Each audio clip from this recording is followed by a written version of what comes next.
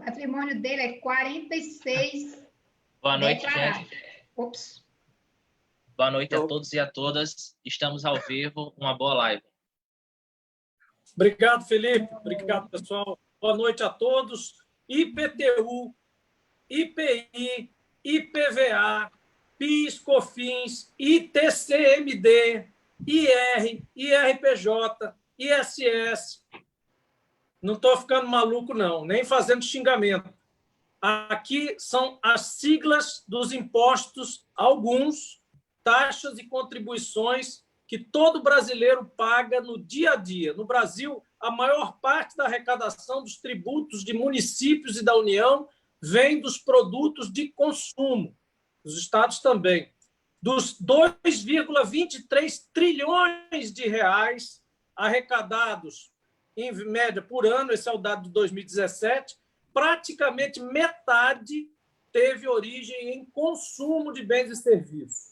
O problema é que o imposto sobre o consumo pesa mais sobre quem recebe menos. Esse é o tipo de cobrança não regressivo, ou seja, não importa o que a pessoa ganha, o valor pago é sempre o mesmo. E aí, quem ganha menos paga proporcionalmente mais. Por isso, taxar as grandes fortunas deve ser uma preocupação para todos, para todos. Comigo aqui nessa live estão a deputada Isolda Dantas, deputado estadual do PT também, Francisco do PT, os dois deputados estaduais do PT no Rio Grande do Norte, o vereador Gilberto Diógenes, de Mossoró, e a vereadora querida Divaneide, aqui de Natal, presidente também do PT em Natal. E estamos aguardando a entrada, muito bem-vinda. Estou aqui, Jean. Está aí já? Eu estou, entrei agora. Está o time todo. Na hora, todo laço. Eu ainda botei o nome para o final para ver se dava tempo. Deputada federal. Muito bem-vinda, minha colega de casa gêmea lá no Congresso Nacional, deputada federal Natália, muito atuante, principalmente a gente está na CPMI das fake news. Mas hoje o papo, pessoal, é sobre justamente impostos. É um, a gente sabe, muito insípido, complicado, as pessoas não querem saber muito, só querem saber de não pagar, que é muito caro, é muito ruim. E toda essa estrutura a gente sabe que é o que, na verdade, banca o Estado brasileiro, que nós, progressistas e da esquerda, defendemos que é a fonte correta e a forma correta de se fazer justiça social. Então, o nosso tema de hoje é esse. Eu queria abrir a palavra para vocês, não quero ficar fazendo uma preliminar muito grande, até porque a gente quer deixar o tema bem solto, mas essa é a nossa discussão de hoje. O partido está fazendo uma discussão nacional sobre isso. Nós estamos num momento de pandemia, pode parecer um pouco fora do propósito, mas não é. A gente vai ver que a nossa discussão vai mostrar um dos pontos é exatamente que a discussão de como se forma a receita do Estado brasileiro para poder bancar, inclusive em momentos emergenciais como esse. Muita gente está se perguntando de onde está saindo esse dinheiro da ajuda emergencial dos estados, dos municípios, do auxílio emergencial. Por que isso não acontece normalmente? Por que quando se fala em Bolsa Família é uma choradeira danada do outro lado? Dizem que não tem dinheiro, que o Estado está quebrado, etc., e, de repente, apareceu dinheiro. Então, é isso que a gente quer compreender melhor e também por que é que, quando a gente fala de imposto regressivo, não regressivo, a gente está falando justamente de equilibrar mais esse jogo tributário que é formado não de uma canetada só, de um governo só. Ele é uma cultura, ele é formado de várias décadas, séculos até, de construções legislativas onde nós todos, em todos os âmbitos, estadual, municipal, federal, criamos alíquotas, criamos impostos e acaba chegando a um imbróglio onde é preciso fazer algum tipo de revisão, de pensamento e de reflexão mesmo sobre a justiça tributária, a justiça fiscal. Quem paga mais, quem deve pagar menos e, principalmente, na proporção do que cada um ganha e do que cada um precisa. Então, eu queria lá, já que você entrou por último, fala primeiro, Natália, como é que você vê essa questão e depois a gente vai decantando aí para a instância estadual, para a instância municipal, já que a gente está tratando de um assunto que perpassa todas as áreas, todas as jurisdições, digamos assim, dos poderes nacionais. Natália, bem-vinda. Boa noite a todos e todas vocês. Boa noite, Jean, meu companheiro. Queria agradecer a oportunidade de estar com vocês. Olha que coisa boa. Olha minhas companhias nessa live. Nosso senador querido, nossa deputada estadual Isolda, deputado Chico e nossa vereadora Diva, nosso vereador Gilberto. Estou muito bem acompanhada, muito honrada aqui de estar com esse time que representa aqui uma parte importante dos parlamentares do PT no nosso estado. Estou com saudade de vocês, saudade de dar um abraço em vocês, de estar na luta nas ruas com vocês, mas a gente não deixa de estar na luta online, virtualmente, né, Diva? Então, companheirada, esse tema que o Jean já apresentou, né, que é o que a gente vai tratar hoje, ele é fundamental, e inclusive debater esse tema agora, em tempos de pandemia, é fundamental também, porque essa pandemia vai trazer consequências econômicas graves para o nosso país, e a gente precisa se preparar para enfrentá-las, né? A gente precisa adotar as medidas, tentar aprovar as medidas que vão possibilitar que depois que esse momento tão duro, tão difícil para a nossa população passar, que a gente comece a voltar a se recuperar. E aí, como vai ser essa recuperação, Jean? Tem uma disputa forte, né, sobre isso. Tem muita gente defendendo que, quando a pandemia acabar, o que o Brasil vai ter que fazer é aprofundar as reformas, fazer reforma administrativa, tirar direito do servidor público, fazer outra reforma trabalhista e tirar mais direito ainda do povo trabalhador, fazer uma reforma tributária que, em vez de lidar com as injustiças do nosso sistema atual, vai aprofundar. Tem gente dizendo que a solução é mais austeridade, mais arroxo fiscal e mais sucateamento dos serviços públicos. E a gente acredita que existem vários outros caminhos opostos a esse caminho e que permitem que a gente crie novas formas de arrecadação que aumentem a possibilidade do Estado brasileiro investir sem que isso penalize a maioria da população, que é a classe trabalhadora. E aí, Isolda, lá no Congresso a gente tem um debate sobre esses temas, né? Como o Jean já adiantou aqui, o imposto sobre grandes fortunas, a taxação de lucros e dividendos, a mudança nas alíquotas possíveis da taxação sobre heranças, e esses todos são temas cruciais de ser debatidos. O imposto sobre a grande fortuna, por exemplo, é algo que está previsto na Constituição, viu, Chico? Não é nada que a gente está inventando aqui de revolucionário, tirado... Nem é esse tipo de medida, é uma coisa que já está lá no texto da Constituição, Gilberto, e que nunca saiu do papel. Né? Nunca foi possível aprovar uma lei que regulamentasse esse imposto, e as razões disso são bem óbvias, né? A gente até hoje tem um impacto muito forte do poder econômico interferindo na situação política do país, interferindo nas campanhas, financiando as candidaturas que vão depois fortalecer as pautas desses setores da elite econômica, e com isso a gente tem hoje, e Jean sabe aí, todos nós sabemos, né? Eu e Jean estamos convivendo diretamente, a gente tem hoje muito mais representantes dessa elite econômica do que representantes do povo trabalhador lá no Congresso. É por isso que tem sido tão desafiador faltar temas como esse. Mas eu diria, eu não sei Jean, o que você acha, se você também está sentindo isso, mas parece que fazia muito tempo que a gente não tinha um ambiente tão propício para debater essas medidas, né? Com essa pandemia, ficou muito nítido, em muitos aspectos, que a ideologia neoliberal ela é incapaz de lidar com uma situação como essa, é incapaz. Não é à toa que até os países com os governos mais liberais estão hoje adotando medidas que estão envolvendo o Estado, que estão envolvendo o poder público na proteção dos empregos, na proteção, no fortalecimento de sistemas de saúde. Os países que não têm sistema público de saúde estão lidando com isso de forma muito mais difícil. Então, diante dessa evidência, né, da importância do Estado, quem imaginar, Isolda, a gente passar um auxílio emergencial no Congresso, há alguns meses? Se alguém me contasse que a gente ia passar uma medida como essa no Congresso, se me contassem isso há alguns meses, eu acho que eu não acreditava, porque por mais que tenha sido uma medida insuficiente em relação ao que a gente defende que seja, mas bem melhor do que o que o governo defendia que fosse, né, os R$200 que eles queriam que fosse, por mais que não seja a medida ideal, é uma medida que reconhece que numa situação como essa, não há como enfrentar sem uma atuação forte, sim, do poder público. E aí, para eu não me estender demais, que eu quero muito ouvir vocês e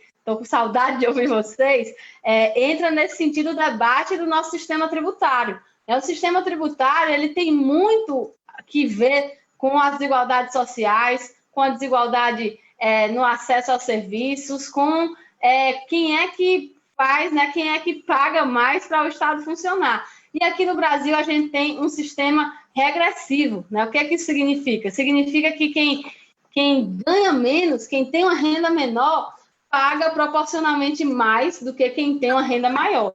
Isso é um absurdo, né? O nosso sistema tributário hoje, ele reforça as desigualdades, ele aprofunda as desigualdades. Então, assim que eu entrei, eu acho que o Jean Paul estava explicando essa questão de como a gente tributa mais no consumo do que na renda, por exemplo. Então, se uma pessoa que ganha um salário mínimo vai comprar um lápis, o imposto que ela paga ali significa mais proporcionalmente na sua renda do que se uma pessoa que ganha 50 mil reais por mês vai pagar através daquele consumo. E é por isso que a gente tem que buscar aprovar medidas que façam o nosso sistema ser progressivo. Então, quando a gente fala em reforma tributária, isso é algo que todos os setores políticos defendem. Não tem ninguém que não diga que o Brasil está precisando de uma reforma tributária. Mas qual é o conteúdo político dessa reforma tributária?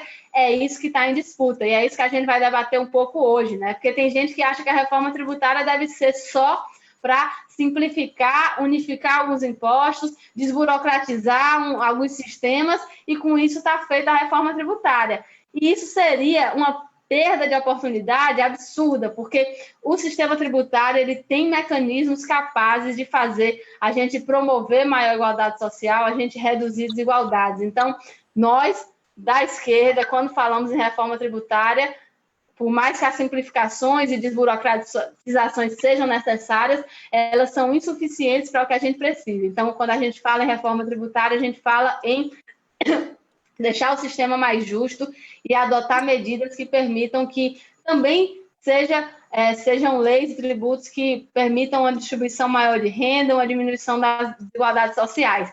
Então, Jean, não sei se... eu vi que você abriu, me passou a palavra, não sei se vai ser o mediador aí da noite, mas, de toda forma, estou lhe devolvendo a palavra.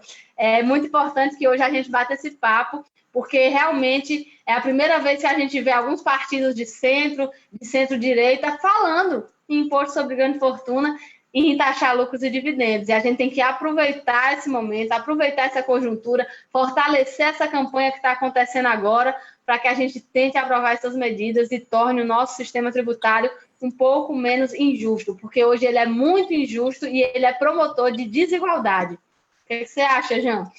Exatamente, Natália. E só para fechar aqui o módulo federal, na verdade, o que você falou de reforma tributária, o que eu percebi nesse pouco tempo que estou lá, é que justamente o impasse histórico na reforma tributária é exatamente porque uns entendem que ela é uma reforma para simplificar, então muita gente que está nos vendo em casa hoje nas cidades do Rio Grande do Norte diz assim, eu sou dono do meu negócio, realmente em pagar o imposto é um saco, é um monte de coisa, o contador se atrapalha todo, é difícil, é ruim, e pior, é alto e eu não recebo de volta o retorno. Então, pessoas que têm essa expectativa de melhorar isso, e tem pessoas, e do outro lado, pessoas que esperam muito mais do que isso, por isso são chamadas de progressistas. Eles querem progredir em cima da reforma tributária. Ele não quer só melhorar a eficiência ou aliviar a barra de quem paga e discutir só isso, embora isso seja muito importante, discutir, por exemplo, o que se faz com esses impostos e cobrar dos governantes que eles apliquem isso direito. Mas tem um capítulo à parte que embola o jogo, que é quando a esquerda e os progressistas vêm e dizem assim, não, tudo bem, mas eu não quero só isso, eu quero também que o tributo seja uma forma de redistribuir renda e de fazer justiça social. E aí eu abro para Isolda e Francisco comentarem um pouco isso na seara do Estado e da vida do dia a dia do Estado, que também tem como, por exemplo, mola propulsora, a gente sabe, a receita, por exemplo, do ICMS. Claro que se soma também, ocasionalmente, quem produz petróleo recebe royalty, tem partes aí de outros impostos de transferência de bens, de automóveis, etc. Mas o ICMS, além do FPE, é, por excelência, a receita que um município, que um Estado deveria contar. E por isso ele corre atrás de investidor, faz guerra fiscal. Eu queria também que vocês analisassem um pouco isso, como os Estados foram obrigados e aí vai o meia-culpa para quem gosta de meia-culpa de petista, né? Meia-culpa do petista aqui, dizendo que os petistas também entraram, infelizmente, nesse canto do cisne de dizer que todos os estados têm que baixar imposto, fazer guerra fiscal um contra o outro para conquistar o empresário, senão ele não vem gerar imposto, e aí eu zero tudo, e aí fico sem dinheiro para o hospital, fico sem dinheiro para a escola, fico sem dinheiro para a segurança do próprio cara que vai morar lá, e aí começa um ciclo de reclamações em cima daquilo, quando você abriu mão da sua receita para se fazer de bonito, e o Estado vizinho faz a mesma coisa. Isso é a chamada guerra fiscal, uma guerra predatória. Eu abaixo, o outro abaixa, o outro abaixa, o outro abaixa. Quando vai ver, está todo mundo arriado, sem receita, sem nada. E os nossos governos também, uma época, caíram nesse canto de abrir mão de receitas estaduais, IPI, por exemplo, para estimular consumo. Uma coisa que, às vezes, é combinada, e, no nosso caso, foi, de certa forma, combinada, porque os nossos governos sempre dialogaram muito mais, mas que pode abrir precedentes para governos que não dialogam, como o atual, e que pode usar esses instrumentos fazendo o que os velhos chamavam, o provérbio antigo, quando se usava chapéu ainda, né? Fazer cortesia com o chapéu alheio. Quer dizer, abrir mão de uma coisa que não é sua para fazer um ganho para você, que é aumentar o giro da economia. O que é que vocês acham disso, Isolda e Francisco? Primeiro Isolda, depois Francisco. Então, boa noite a Jeane, que está mediando aí essa conversa, boa noite às minhas companheiras, aos meus companheiros. Como a gente diria, é uma live de peso político, porque de peso físico nós estamos meio duvidosos. Só eu. Mas, gente, muito bom. Acho que tem coisas boas nessa crise, que é a gente construir mecanismo de superação. Acho que a capacidade que nós temos tido, a esquerda como um todo, de criar formas de fazer luta de forma virtual tem sido impressionante. E o cenário que nós estamos construindo no avanço dessas questões são muito importantes. Eu acho importante a gente dizer que o que nós estamos vivendo, e por isso esse debate da taxação das grandes fortunas, nós estamos vivendo uma crise, não é uma crise apenas sanitária, ela foi provocada pela crise sanitária, mas nós estamos vivendo uma crise de modelo, que é muito mais profunda. Está provado no mundo inteiro, inclusive de questionamento do que é de fato essa globalização. E nós estamos falando de uma crise de modelo, é porque o modelo que está aí, que é o neoliberalismo, não dá conta de cuidar das pessoas, nem de cuidar de uma economia que garanta a vida das pessoas. Isso nós não podemos, de forma nenhuma, perder como pano de fundo de tudo isso que a gente está vivendo. Tem uma outra coisa que é muito importante. Essa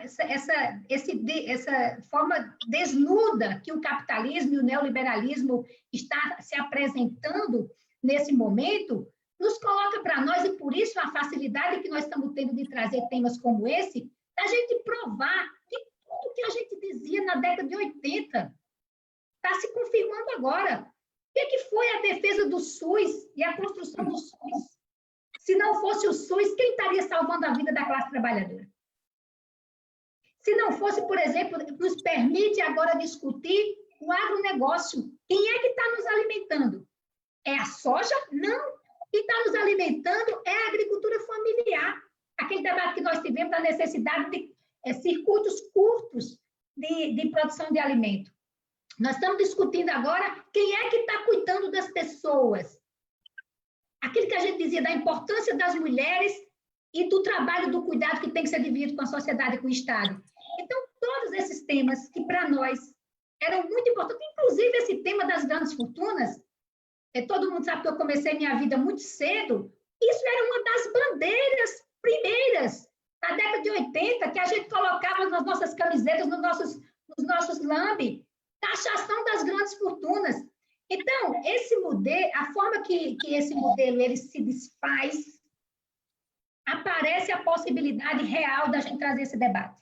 E eu tenho, inclusive, Natália e os demais, eu tenho desafiado os neoliberais que defendem o Estado mínimo, apareçam agora para defender o Estado mínimo, porque eles aparecem agora para defender o Estado para salvar os bancos, para salvar as empresas. Agora o Estado pode, o Estado tem que ser grande, mas lá atrás, quando a gente dizia o Estado tem que intervir na economia, a gente defende que o Banco Central continue estatizado. Cadê essas pessoas? Eu acho que é no momento da gente provocar esse debate que o Estado mínimo não serve para nós. E, nesse sentido, como nós estamos vivendo uma crise que envolve todos esses aspectos, tem muito a ver essa campanha que é, se nós não apresentarmos uma alternativa, o capitalismo vai apresentar, como apresentou na crise recente que nós tivemos da economia. E o que é que saiu dessa crise perversa que nós vivemos há 3, 4 anos? O capitalismo, como diz Andy Brown, pariu a extrema-direita, porque a extrema-direita que tem aqui no Brasil e que tem em outras partes do mundo é fruto do neoliberalismo. Foram eles que gestaram a extrema-direita. Então, nós temos que fazer esse debate, e esse tema das grandes fortunas, que eu já entro nele, é muito importante, porque nós, da esquerda, da centro-esquerda, da classe trabalhadora, temos que apresentar alternativas. E claro que nós estamos numa fase agora, que é uma fase primeira, e essa ideia de que o Bolsonaro colocou na vida das pessoas, que há uma dicotomia entre vida e economia, nós não podemos cair nisso de forma nenhuma. Não há economia sem gente. É tão provável que quando a nossa gente, a classe trabalhadora, se isolou, a economia parou. Então, como é que a gente não vai proteger essas pessoas que fazem a economia? Então, vamos tirar essa ideia de dicotomizar as coisas, porque não se separa vida de economia. Por isso que salvar vidas é salvar a economia. E nessa ideia das grandes fortunas, que na verdade é um debate muito antigo da esquerda, é que a gente quer a taxação das grandes fortunas, não é apenas para a gente ter recurso, inclusive para esse segundo momento pós-pandemia, que nós temos que apresentar que o Estado tem que intervir numa perspectiva de infraestrutura, estamos falando numa onda significativa de saneamento básico, de grandes obras para melhorar a qualidade de vida das pessoas, mas nós queremos a taxação das grandes fortunas também para distribuir renda. Esse país, ele é o segundo país no mundo com maior concentração de renda. 1% da população concentra 28% da renda do país, gente. Inclusive, no Rio Grande do Norte, nós temos gente que está nessa conta. Então, esse debate nós temos que fazer o debate de salvar vidas, dialogando isso e apresentando alternativas para isso. Nós temos que investir nesse tema de taxação das grandes fortunas, mas nós temos também que aprofundar o tema de taxação das heranças, do capital financeiro, rediscutir o tema da propriedade da terra. Todas são questões que nós precisamos, nesse período de crise, fazer o debate e avançar. Porque nós não podemos aceitar que essa crise ela se apresente saídas e que depois a classe trabalhadora saia com menos direito. Nós temos que lutar para que a renda mínima continue. Nós temos 50 milhões de brasileiros na pobreza e 13 milhões na extrema pobreza. Então, e o Estado tem que garantir isso, porque tem dinheiro para salvar banco, tem que ter direito para salvar a vida das pessoas. Então, nesse sentido, já acho que esse tema em nível estadual ele é muito pertinente. Esse tema do ICMS, inclusive, eu acho que ele é oportuno de ser trazido para cá, porque quando acontece o ICMS, é o Estado ajudando a empresa. Porque quando aí a empresa dá mão de obra, mas essa mão de obra vai gerar alívio para a empresa. Então, nós temos que discutir, de fato, quando o Estado dá isenção de ICMS, que empregos são esses? Né? Que salário estão sendo oferecidos? Quais são as perspectivas para essas pessoas? É para continuar sendo peão na fábrica, sem ter nenhuma perspectiva de crescimento do ponto de vista profissional? Então, eu não sou absolutamente... esse tema de isenção do ICMS tem que ser dentro de uma política global, onde se tenha empregos de qualidade, com bons salários, com condições das pessoas crescerem profissionalmente nas suas vidas e com condição da gente distribuir renda no nosso país. Mas eu acho que são questões que a gente vai levantando aqui e eu acho que a crise é muito profunda, mas é em crise profunda que a gente avança com propostas profundas para um país mais justo e para uma classe trabalhadora com condição de vida mais igualitária e mais digna, que na verdade é o que a gente sempre lutou, desde sempre que existe a esquerda. É isso, Isolda. Na verdade, é bom que a gente faça essa ressalva aqui. Nenhum de nós aqui, e ninguém da esquerda, pelo menos dentro do espectro em que a gente transita, quer quebrar nenhum setor privado, nem quer agredir ninguém, nem quer deixar que as pessoas, ou impedir que as pessoas invistam, e nem é contra que venham investimentos para o Estado ou para o Brasil, etc., nem criar um muro como se a gente fosse ter aqui dinheiro aos borbotões, né, do nada. Claro que a gente sabe que o dinheiro, se não é gerado na atividade privada, ele é gerado no Estado, é bom que se diga isso. As pessoas têm um mantra aí também que é falso. Quem gera dinheiro, quem emite nota, dinheiro mesmo, é o Estado. O Estado, quem coloca dinheiro em circulação originalmente, a nota nova, pintada, bonitinha, cheirosa, aquela que você pega no caixa de 24 horas de vez em quando, ela sai do Estado e ele vai circular a partir da economia. Então, o Estado vai gerir essa circulação ao tirar ou colocar dinheiro através da dívida pública, todas aquelas coisas mais complexas que a gente não vai detalhar agora aqui. Mas o Estado ele não é só a força motriz de todo o processo social, mas também econômico. Esse negócio de dizer o empresário é que gera emprego, é que circula dinheiro, é balela. Ele circula dinheiro e ganha cada vez que circula, porque ele pega aquela famosa, já batida mais-valia, que é verdade. Não adianta dizer, Marx está errado. É a vida real, né? O trabalho é o cara cria lá um animal, gera um produto, um alimento, e alguém vai ganhar em cima da venda, compra e da venda daquele mesmo alimento até ele chegar na sua casa. Então, aquilo é a mais-valia, que o trabalho em si, e com o material que foi usado ali originalmente, ele vai ser apenas uma parcela do preço final daquele produto. E isso tudo bem, se nós estamos na regra do capitalismo. Para quem é comunista, eu também tenho conceitos comunistas bem assentados, mas não chego a dizer que sou comunista, nem mesmo socialista, naquela acepção da década de 50, que essas teorias foram colocadas pela primeira vez. Nós hoje temos que evoluir para um sistema que respeite, organize o capital, mas que tenha preocupação com os que não participam dessa festa, que são muito mais dos que estão festejando. Então, Francisco, com isso eu deixo a palavra aí para você comentar um pouco aí essa questão exatamente da desigualdade de circulação de dinheiro e, claro, do Estado, do papel do Estado, no caso, os nossos estados, as entes da federação, nesse sistema tributário e nessa questão do consumo. Então, Jean Paul, nosso senador, meu boa noite para você. Boa noite à nossa deputada Natália Bonavides, a minha companheira de parlamento, Isolda Dantas. Cumprimentar também a nossa querida companheira Divaneide, vereadora de Natal, nosso companheiro Gilberto, vereador aí de Mossoró, dizer que é uma alegria imensa podermos estar aqui juntos, mesmo separados, né? Mas estamos juntos num momento inédito para todos nós. Acredito que o mundo nunca viveu com tanta intensidade os reflexos de uma pandemia como essa, em função especialmente de todos esses avanços que nós tivemos nas últimas décadas e que nos levaram à globalização.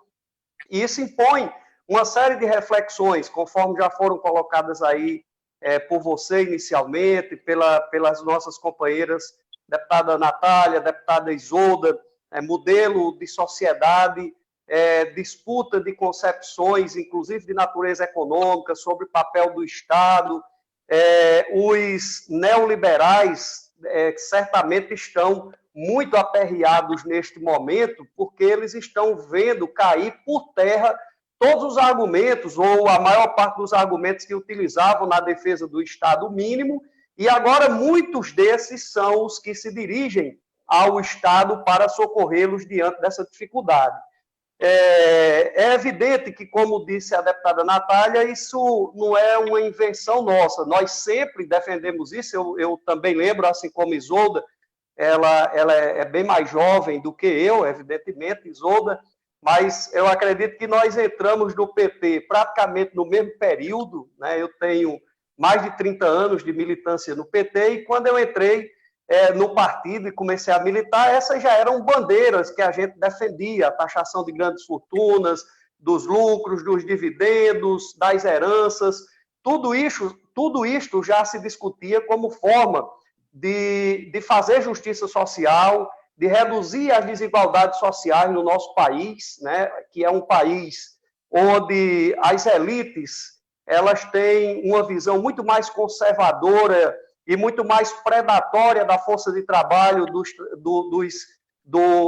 dos trabalhadores e trabalhadoras, até mesmo do que em outros países do mundo, até mesmo onde o capitalismo nasceu, como na Europa, na Inglaterra, eles já conseguiram ter alguma evolução do ponto de vista de ter algum cuidado social com essa parcela da população que necessita do Estado para poder sobreviver.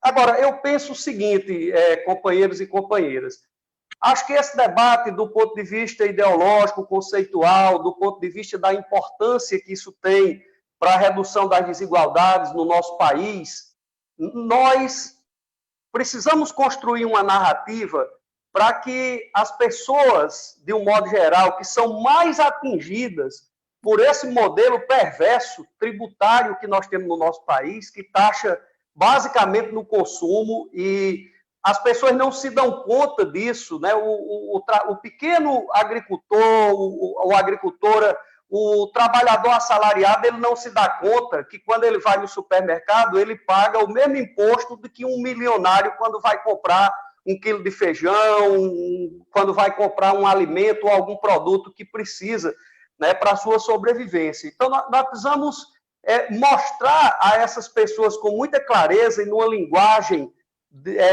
que eles e elas possam compreender com mais facilidade o que é que a gente defende.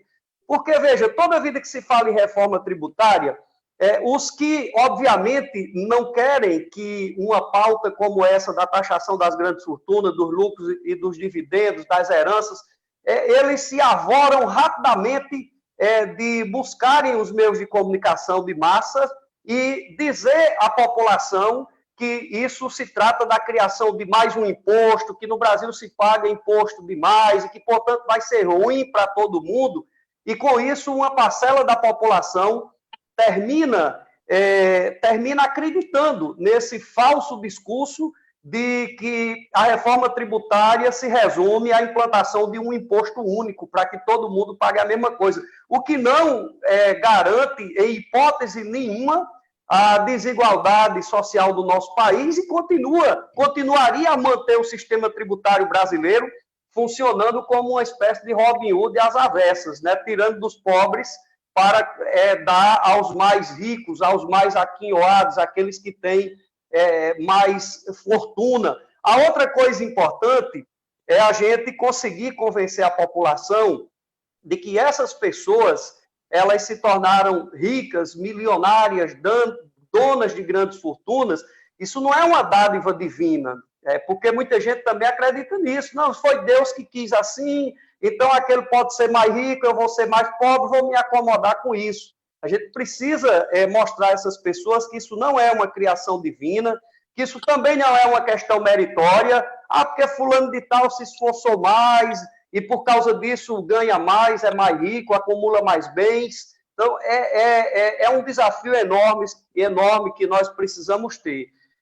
A outra questão é que é preciso, e aí eu não sei como Jean Paul e Natália, que no âmbito do Congresso Nacional nós vamos conseguir avançar nisso, porque, veja, a taxação de grandes fortunas já está prevista na Constituição, no artigo 153, no inciso 7º, e falta o quê? Uma lei complementar, que, em tese, é mais fácil de ser aprovada, porque exige um quórum muito menor do que o quórum de uma emenda constitucional, ou seja, essa questão não precisa mais ser objeto de emenda constitucional, a não ser que fosse para tirar da Constituição. Precisa dessa lei complementar. Então, precisamos convencer a nossa população da importância do ponto de vista da justiça social para que nós possamos ganhar o apoio de uma parcela significativa da população que precisa passar a entender que com a taxação das grandes fortunas, das heranças, dos lucros, dos dividendos, o Estado poderá ter mais recursos. Há quem diga, por exemplo, e vocês podem aí corrigir os números, mas eu já vi avaliações projeções de que se houvesse uma taxação das grandes fortunas, nós poderíamos ter um incremento de 100 bilhões de reais na economia do nosso país num prazo muito curto, né? Isso seria um volume de recursos desse extremamente importante para fazer com que as políticas públicas cheguem exatamente a quem mais precisa, a quem não pode pagar um plano de saúde, quem não pode contratar segurança privada, quem não pode pagar a escola particular para os seus filhos, e assim sucessivamente. Então, nós precisamos, dessa forma, entender também que, no caso dos estados, essa discussão ela precisa ser acompanhado, senador Jean Paul e deputada Natália, e Isolda, e Divaneide e Gilberto, e as pessoas que estão nos assistindo, que acompanhado disso, nós precisamos corrigir a deformidade do pacto federativo do nosso país. Porque mesmo que a gente crie um sistema que possa incrementar a arrecadação de recursos, e que esses recursos eles possam ser incrementados com uma cobrança mais justa, com uma progressividade. Quem tem mais, paga mais. Quem ganha mais, paga mais. Mas se esse recurso continuar concentrado, Jean Paul e Natália, me dirijo principalmente a vocês dois que estão no Parlamento Federal, se esses recursos continuarem concentrados nas mãos do governo central, como é hoje, eu não sei em que medida os estados e municípios poderiam se beneficiar disso aí. Então, é um bom debate, eu tenho absoluta certeza de que nós estamos no momento em que há ambiente para a gente dialogar com a sociedade, especialmente os que estão mais sofridos, para que eles possam entender que quando a gente está propondo essa taxação das grandes fortunas, não é mais um imposto para a população, de um modo geral, pagar. Porque, vejam, agora para concluir, apesar do nome, né, a nomenclatura já deixa claro, taxação de grandes fortunas, é claro que nós não estamos discutindo só isso, mas ainda há pessoas que, por falta de um melhor esclarecimento, elas acham que é um imposto a mais que vai ser criado para todo mundo pagar. Então, nós precisamos construir uma narrativa que convença o nosso povo, especialmente aqueles e aquelas que dependem do Estado para sobreviverem, de que isso é uma forma de fazer justiça social e de melhorar a vida da população mais carente, especialmente aqueles homens e mulheres que precisam do Estado para poder garantir a sua sobrevivência com dignidade. Perfeitamente, Francisco. Isso aí deixa exatamente, porque a gente tem que se preocupar em passar um discurso de que não é para aumentar o peso tributário, e sim para racionalizar a forma com que esse processo fiscal funciona, né? Não quer dizer necessariamente que você vai aumentar a carga tributária. Além da discussão de grandes fortunas, existe, como vocês já mencionaram aí, outras discussões importantes, como essa da distribuição de dividendos. O que é a distribuição de dividendos? Nada mais é do que a transferência de lucros de empresas para pessoas físicas se remunerarem e lucrarem. Só que, quando você distribui dividendo de uma empresa, você escolhe entre reinvestir aquele dinheiro, pegar aquele dinheiro da empresa e reinvestir em alguma outra coisa empresarial, do seu próprio ramo ou outro, ou usufruir daquela receita, confiscar, trazer para você e comprar um iate, uma casa de praia, um negócio qualquer. Então, por isso que também há um caráter de justiça na tributação da distribuição de dividendo para pessoas físicas, porque ele vai desfrutar do resultado do trabalho e da mais-valia dos outros. Então, essa racionalização é que a gente está propondo. A gente não está propondo chegar lá e dizer assim, se o Brasil hoje tributa X% de tudo que faz, vamos aumentar isso para aumentar o tamanho do Estado, para a gente poder fazer muita coisa. Não é uma coisa simplista, bocó, como essa, que nos acusam de fazer. Evidente que não é. É uma racionalização. Por que eu estou falando isso rapidamente? Quando vocês falaram aí, veja a maldade, a malignidade das coisas, como são construídas, às vezes, ao longo do tempo. Hoje, a gente taxa sobre o consumo. A gente está falando aqui que a maior parte do ônus tributário é sobre consumo. Para onde vai o imposto arrecadado sobre consumo majoritariamente? Justamente para os estados. É como se eles dessem para cooptar os governadores e as gestões estaduais para defender esse imposto, eles deram esse resultado para os estados. A mesma coisa, agora, para introduzir os nossos vereadores, acontece com as cidades. O que deram para as cidades? O imposto sobre serviços. porque é um imposto também que todo mundo paga. Você vai ao cabeleireiro, você vai... qualquer serviço que você consuma, está lá o ISS implacável. E para onde ele vai? Para as cidades. Por quê? Porque o sistema brasileiro é bonzinho? Não. Porque você cooptou todos os 5.700, e lá vai fumaça, prefeitos para serem seus sócios na defesa daquele tributo que é perverso. Não é tanto quanto o ICMS, mas é também perverso. Então, você tem 1.000 sócios, aí 5.700, 6.000 sócios, governadores e prefeitos, que acabam dizendo: ei, não mexe não em ICMS, porque do jeito que está, já está ruim, se piorar, piora. Então, não vamos mexer nisso aí, não discute isso aí, não. E a gente acaba tendo até gente de esquerda que se coloca contra essa discussão quando está no cargo de governador, prefeito ou até vereador. Por quê? Porque o sistema foi concebido para ele continuar existindo sem contestação. E aí o papel da gente tem que ser duplamente corajoso. Falar em coragem, sempre me lembro de Natália, de Isolda, de todos vocês, de Ivaneide, principalmente das nossas gloriosas guerreiras aí, também de Francisco e Gilberto. Nós temos que ser duplamente corajosos, porque nós estamos defendendo uma causa que já não é muito simpática para quem tem poder, e mais, estamos, às vezes, defendendo uma causa que aparentemente vai contra os próprios governadores ou prefeitos. Só que não é isso, porque a gente tem que passar a mensagem certa, nós queremos racionalizar. E aí pega o gancho que o Francisco falou. Se a gente vai tributar grandes fortunas, se a gente vai tributar dividendos, é fundamental, Natália, eu, todas as nossas bancadas, inclusive de outros partidos, porque está aqui as 4 tramitações que tem lá. Um é o projeto Paulo Paim, que é nosso colega de bancada do PT, um dos 6 senadores do PT, mas o que afere sobre a titularidade de grandes fortunas é de Plínio Valero, que é um senador do PSDB, do Amazonas. Tem um outro projeto que é do Reguf, do Podemos, do Distrito Federal, e outro da Elisiane Gama, senadora pela cidadania do Maranhão.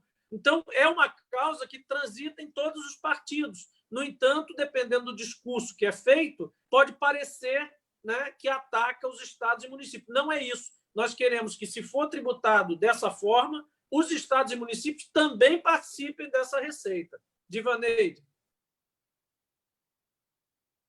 Obrigada, senador. Boa noite a todos meus colegas, companheiros e companheiras. Também estou com muita saudade daquele abraço, né? Em breve, com certeza, nós daremos. Eu vou ter que falar e vou ter, infelizmente, que sair, porque nós estamos já com quase 50 minutos de live, olha só. E eu tinha me comprometido com outra live, e o companheiro Carlos Regis já está me esperando para esse debate, e está acompanhando a gente aqui, já mando um abraço, e quero dizer que esse é um momento super importante. Sempre, em todos os lugares que eu vou, Isolda, eu digo que a gente tem um mandato coletivo. E, para quem não sabe qual é o modelo de mandato coletivo do PT, a gente está dando aqui o exemplo, né? Todo mundo discutindo a mesma pauta. A pauta que Jean Paul discute no Senado, que Natália discute na Câmara Federal. As nossas bandeiras nos fortalecem e nos tornam com uma ação coletiva conjunta. Então, essa live, ela demonstra a força das ações e o impacto dela em todas as dimensões. E também quero saudar aqui Fernando Lucena, que falou da taxação das grandes riquezas na sua live separada, porque ele não pôde participar aqui com a gente, já tem gente interagindo e perguntando cadê o vereador. Ele não pôde estar aqui, mas ele faz parte desse desenho que a gente construiu. E é importante que a sociedade saiba que a gente está atuando conjuntamente. E aí, foi muito bom ouvir todos vocês, mas, de fato, tudo recai na vida das cidades, não é verdade? É a organização das cidades. Isso que Jean Paul estava... Isso foi uma aula, viu? Uma aula aqui para todo mundo. Eu acho que quem está nos acompanhando está conseguindo entender o significado de taxar grandes fortunas e de tirar o peso da injustiça desses tributos. Porque, na verdade, nós temos sócios nos tributos da injustiça. A verdade é essa. E a gente precisa desconstruir esse caminho e reconstruir um caminho novo. nós precisamos, de fato, garantir justiça nos tributos, porque não é possível que uma pessoa, ao comprar um remédio, uma pessoa que ganhe um salário mínimo, pague o mesmo tributo de alguém que ganha mais de 20 salários mínimos. Então, se você fala assim com as pessoas, né, Francisco? Essa era uma preocupação que o Francisco trouxe. De fato, as pessoas vão entender, porque as pessoas sabem, porque isso pode não afetar tanto uma parte da sociedade. Mas quem ganha um salário mínimo, 2 salários mínimos, isso na renda total da família há um impacto muito grande quando você paga esse tipo de imposto numa roupa, num medicamento, quando você paga na compra de uma TV, por exemplo. Então, a gente está falando de coisas muito cotidianas, mexe com a vida das pessoas, mexe com a organização das cidades, porque você impacta tanto o orçamento daquela família que você gera muita pobreza. Você reproduz e você alimenta um ciclo de pobreza, de dificuldade de acesso a bens e serviços, que deveria ser uma possibilidade de todas as pessoas. Então, esse alerta de que os tributos causam uma dificuldade, aumentam e ampliam a desigualdade, a gente tem que alertar a sociedade.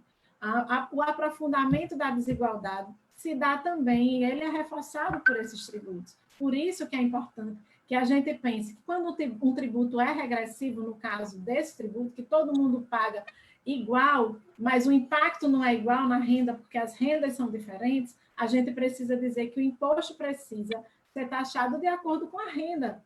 E é isso que a taxação das grandes fortunas traz para a gente. A justiça social. É você saber se você ganha mais, então você tem realmente que pagar mais. Como a Natália disse, não é nenhuma novidade, está na Constituição, é a gente tirar do papel aquilo que a gente lutou nos anos 80 para colocar no papel. Foi muita luta para a gente colocar isso no papel. Não nasceu do nada, nasceu do princípio de justiça, de igualdade, de soberania. Como é que um povo pode ser soberano se alguém é injustamente massacrado, tem que pagar tanto, e o outro não tem impacto nenhum na sua renda ou tributo que ele paga? Nós não estamos dizendo com isso que a gente não vai jogar tudo fora. A gente está dizendo que a gente vai sim reforçar o princípio da justiça, que a gente vai reconstruir o caminho para garantir justiça social. E nos tempos de pandemia e desigualdade, mais ainda. Nos tempos que nós estamos vivendo hoje, está notório quem é que realmente tem condição de se manter. Está notório que se uma parcela pequena dessa sociedade pagasse essa fortuna, pagasse essa taxa em função de suas fortunas, a miséria não estaria no tamanho que está. Nós não estaríamos vivendo metade das dores que nós estamos vivendo. Então, esse processo de pandemia, como disse Natália, ele nos dá essa possibilidade de pensar, mas ele não só estancar a desigualdade, ele faz com que todo mundo perceba que aqueles invisíveis que você muitas vezes não percebeu, que você passou e não olhou, eles estão mais visíveis do que nunca. E não é uma ação isolada de solidariedade que vai resolver. Políticas públicas, políticas sociais, de fato, mas, sobretudo, a taxação das grandes fortunas, que é uma pauta que não é de hoje, mas ela é fundamental hoje e ela impacta na vida das cidades. Esse apelo a gente faz para que todo mundo entenda, porque quando uma cidade fica engessada, porque as pessoas não têm condições de ter acesso a esses bens e serviços, de fato, você tem a morte das cidades, você tem a morte, né, da vida cotidiana e você tem a injustiça assolando cada vez mais. É por isso que a gente está aqui junto para pensar como é que a gente fortalece essa rede da justiça e da soberania. Diva, obrigado. E você, se você tiver que já tá com compromisso com outra pessoa esperando numa live, nós não vamos continuar, não, porque a gente sabe que esse é o horário nobre das lives, né? Então, você está sendo divulgada aí hoje como uma celebridade aí, e muito competente. E eu acho que, assim, a hora que você quiser, estiver no limite, fique à vontade, a gente entende perfeitamente. Atrasou um pouquinho aqui também a entrada, então tá tranquilo. Tá? Eu agradeço, eu já vou ter que sair mesmo, mas dizer que eu fiz questão de estar aqui junto, porque acho que a gente precisa garantir esse fortalecimento mútuo. Beijo para você. Passe a abração aí para Gilberto, aí para defender os municipalistas e as cidades do Rio Grande do Norte aqui no debate. Pronto, está feita a missão. Fechou, ele nos representa. Gilberto, as cidades... Eu falei aqui alguns serviços, acabou me faltando alguns exemplos, mas só para as pessoas de casa terem ideia, né? O ISS incide sobre tudo que a gente recebe na forma de serviço na nossa vida, né? Então, vai desde a barbearia, que eu mencionei aqui, salão de beleza, mas o ônibus que você pega está pagando imposto de serviço, o borracheiro, o lava-jato, o restaurante, o advogado, o consultório médico, quando for uma consulta eventualmente privada, se for necessária, um contador, uma obra civil, todos estão pagando ISS. E é disso que vivem as prefeituras, além do fundo de participação dos municípios, que é uma das formas que já foi criada para aprimorar um pouco esse critério injusto, né? Porque tinham cidades que não tinham nem serviço, não tinham condição nem de gerar sua própria receita a partir de investimentos privados e de serviços privados. Então, Mossoró, evidentemente, é uma cidade que tem um ISS representativo, porque é uma cidade que teve o ciclo do petróleo, aí, que agora está lá e cá, mas, enfim, já teve um auge muito grande aí, que representou uma bolsa muito forte de reserva para Mossoró e toda a propulsão econômica que ela viveu e que hoje desfruta, né? Vem desse ciclo econômico fantástico, tem o sal, e todo mundo que gravita em torno da produção dessas mercadorias que geram ICMS também, mas os serviços em volta, satélites em volta dessas atividades, são todos geradores de receita para as cidades. A gente está aqui contestando essa questão do serviço e consumo, mas, de novo, o ponto é que a gente não quer retirar e nem debater a pauperização das cidades e dos estados, e sim que eles se recuperem de outra forma e que eles consigam captar de uma forma um pouco mais aberta, mais democrática e menos penalizadora com essa reforma tributária, digamos, justa ou solidária, como a gente tem até um projeto a respeito, Natália pode depois falar sobre ele, que nasceu lá na Câmara, mas que justamente visa essa equalização, esse equilíbrio maior. Não é isso, Gilberto? Vereador Gilberto de Mossoró. Microfone, Gilberto.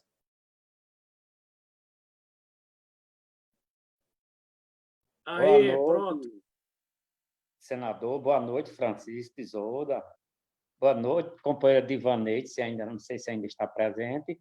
Mas eu estava pensando aqui, enquanto ouvindo esse debate, que o último debatedor, sempre alguém tira um pedacinho do discurso, do debate dele, né? Mas eu fiquei assim, uma coisa que ainda... Por que não teve taxações das grandes fortunas? Até então, vou citar o exemplo aqui de Mossoró, um exemplo. Mossoró está parado, como o Brasil, em todas as cidades estão paradas.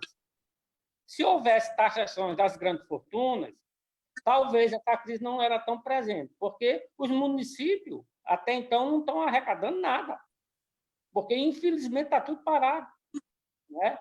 Essa crise mundial fez com que se repense a condição do Estado. O Estado brasileiro não pode mais viver só para uma minoria. Quando se fala assim em reforma tributária, a população pensa só em diminuir os tributos, como se o Estado brasileiro não fosse financiado por tributos, não é? Então, para mim, isso é muito importante a gente esclarecer. E a taxação das grandes fortunas deixaria de ser uma taxação do consumo.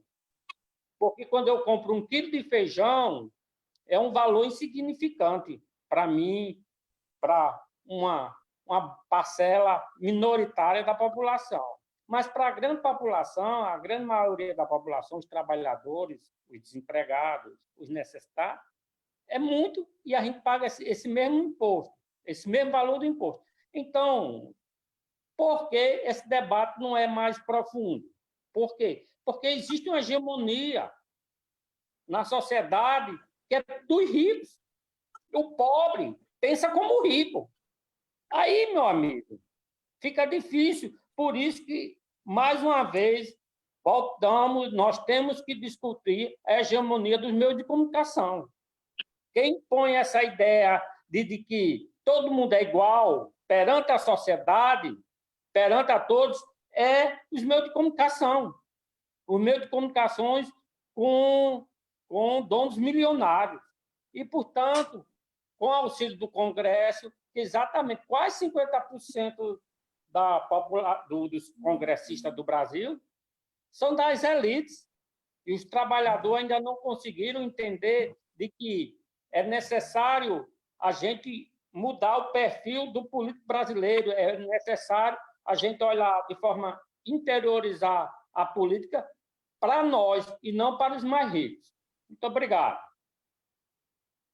Obrigado, Gilberto. Olha, rapidamente aqui, todos vão se juntar em coro aqui, porque nós vamos aqui saudar algumas pessoas que estão nos ouvindo aqui. Nosso Lucas, lá de Caiçara, Juliana, Tereza Freire está aqui com a gente, Padre Sátiro está nos ouvindo aí, Isolda, está aqui, Sheldon está dando aviso aqui, que o Padre Sátiro está na escuta. Júlio, que honra, hein? Grande honra, grande honra. Ele devia estar aqui nos ensinando as coisas, a gente está aqui falando. Com certeza. Camila Paula, Heriberto Souza, Júnior Soares, Daniel Turíbio, já falei do nosso presidente Júnior Souto, está aqui também na escuta, está vendo se a gente está se comportando, que é o nosso presidente, né?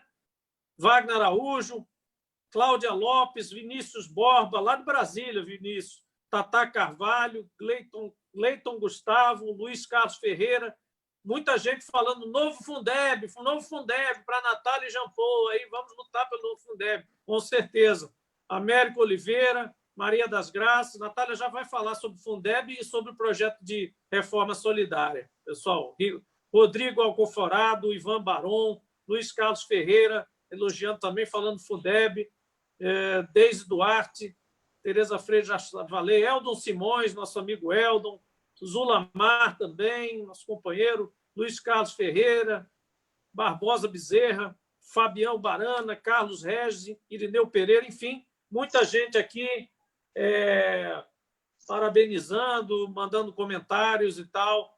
Hashtag taxar grandes fortunas para salvar vidas, muito importante, várias hashtags, taxar grandes fortunas para salvar vidas, justamente consolidando essa discussão junto com essa questão da pandemia e a necessidade. A gente vai viver cada vez mais pandemia, pessoal, não tem jeito.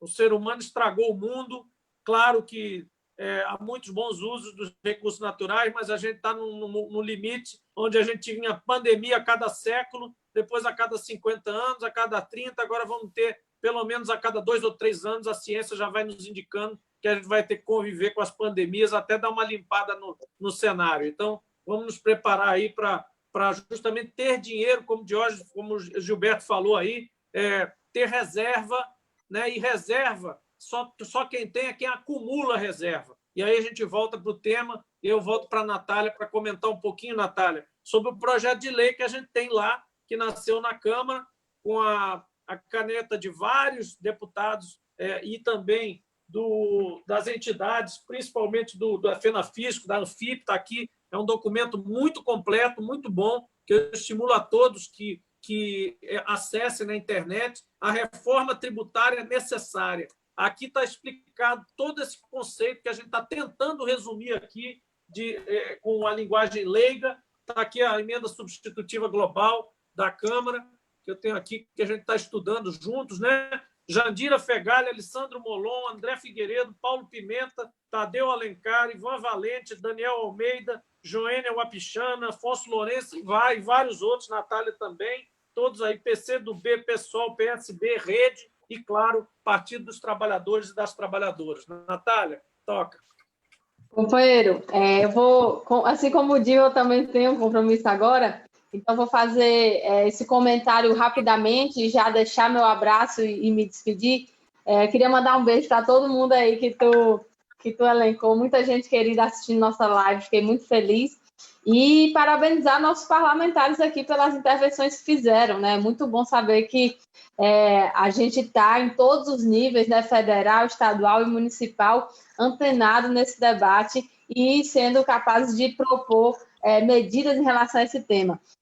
E aí você traz essa proposta da reforma tributária solidária, que é exatamente sobre isso que a gente estava falando aqui, né, de mudar o sentido do nosso sistema tributário, de não permitir que continue sendo um sistema regressivo, um sistema que acabe penalizando quem é mais pobre e não fazendo que contribua como poderia quem é mais rico, e, na verdade, passe a ser um sistema progressivo, né? Um sistema mais justo, um sistema que entenda que quem tem maior capacidade econômica precisa, sim, contribuir de forma... Ai, meu Deus, gente, essa gata quer participar de todas as lives. Tem referência aí, tem um gato aí na situação. Como é? Como tem é? uma interferência aí, tem um gato. Tem um gato, pois é. Então, essa é uma proposta... Essa é uma proposta que foi construída com a sociedade civil, né? Essa é uma proposta que é assinada por entidades, né? Foi um texto que vem, inclusive, que tem a participação de auditores fiscais, né? Do pessoal do fisco, que sabe, né? Que sabe exatamente como funciona esse sistema e nos ajudou a construir essa proposta. Então, quando começou-se lá na Câmara, quando estava perto de entrar em pauta a reforma tributária, a gente organizou uma proposta que tivesse justamente a vinculação com esse tema, né, de mudar o sentido do nosso sistema, torná-lo progressivo em vez de regressivo, e aí a pandemia acabou deixando esse debate um pouco suspenso, né? Não tem previsão de que se entre na pauta a reforma tributária de uma forma sistêmica agora, nesse momento, mas nós temos resgatado projetos que tratem especificamente da taxação de lucros e dividendos, do imposto sobre grande fortuna. Nosso mandato mesmo protocolou alguns recentemente, que aumenta a alíquota de contribuição social sobre lucro líquido, muda as regras do imposto de renda sobre pessoa física, que acaba com essa isenção sobre lucros e dividendos, e que até...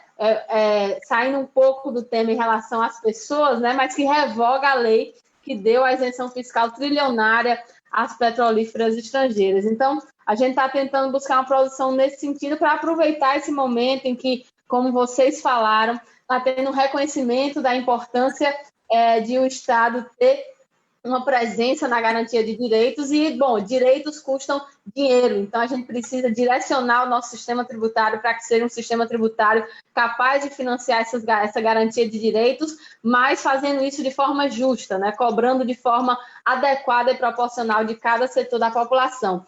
Eu, infelizmente, vou ter que ir para um outro compromisso que eu já tinha combinado, mas eu quero dizer que eu gostei muito de estar com vocês, né? Companheira Diva, que teve que sair também, mas Gilberto, né, Chico, Isolda e você, Jean, que tanto tem contribuído com a gente nesse debate, né, com muita qualificação. E eu queria deixar um beijo, um bom fim de semana, que todo mundo se cuide, e não podia sair daqui sem dizer fora Bolsonaro, porque nosso país não tem condição a gente passar por essa pandemia com esse governo assassino genocida. Então, fiquei muito feliz que hoje o PT, a executiva do PT, decidiu que o partido vai assinar um pedido de impeachment. A gente não tem ilusão de que isso magicamente vai resolver de um dia para o outro a saída de Bolsonaro, mas a gente sabe que é um passo importante na concretização da saída do governo, porque nos permite dialogar melhor com a população, deixando expresso que nós achamos esse governo inadmissível, que nós achamos que todos os limites já foram ultrapassados há muito tempo.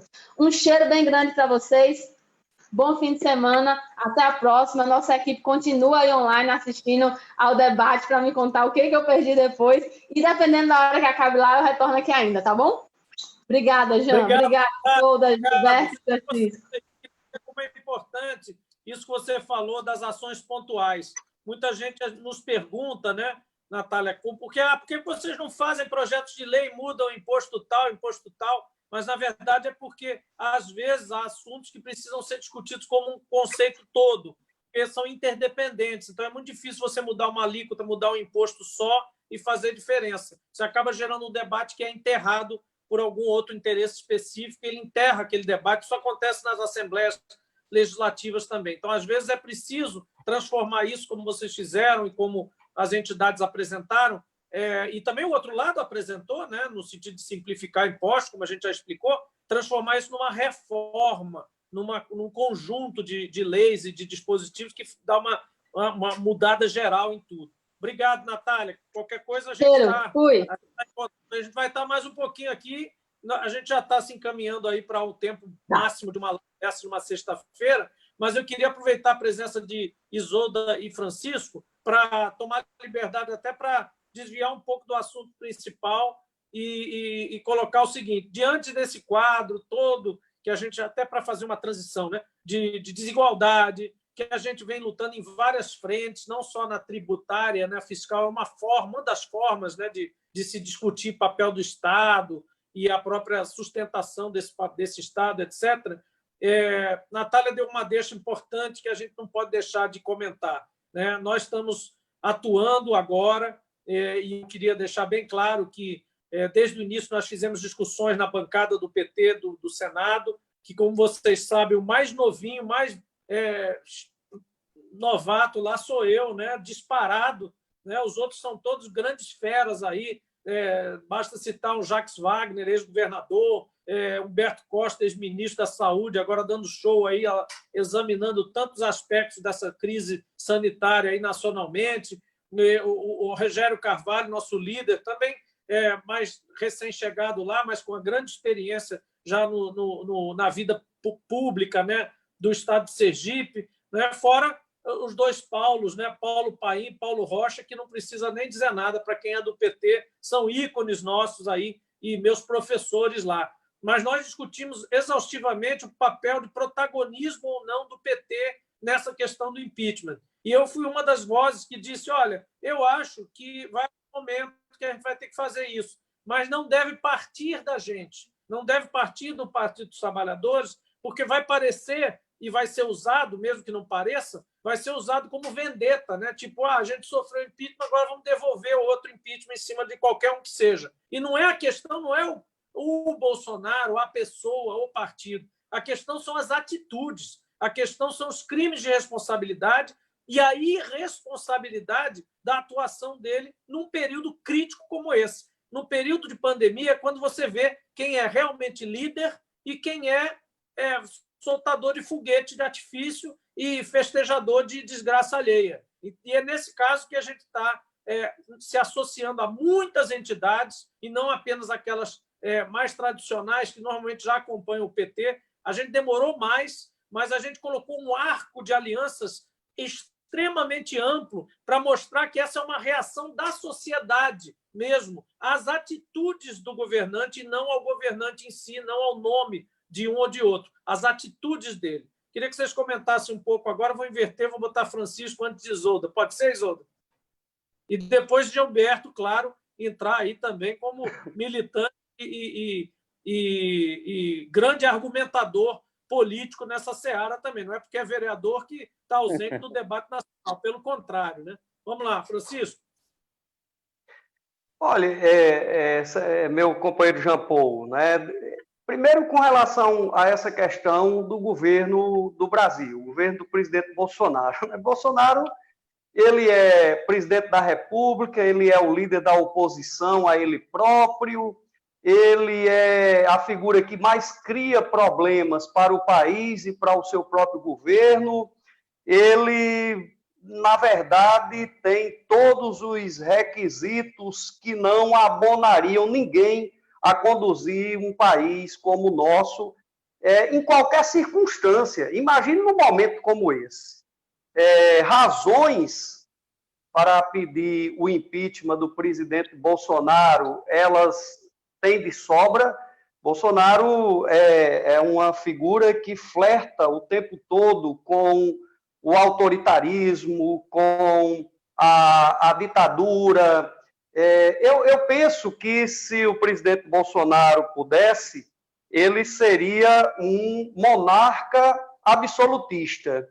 Eu acho que ele sempre teve essa característica né, de achar que o Brasil é ele, né? É tanto que ele se refere sempre, né, na primeira pessoa às ações eu quero, eu faço, eu mando, eu posso, tem que ser assim. Então, veja bem, por tudo isso, não há outra saída para os partidos políticos.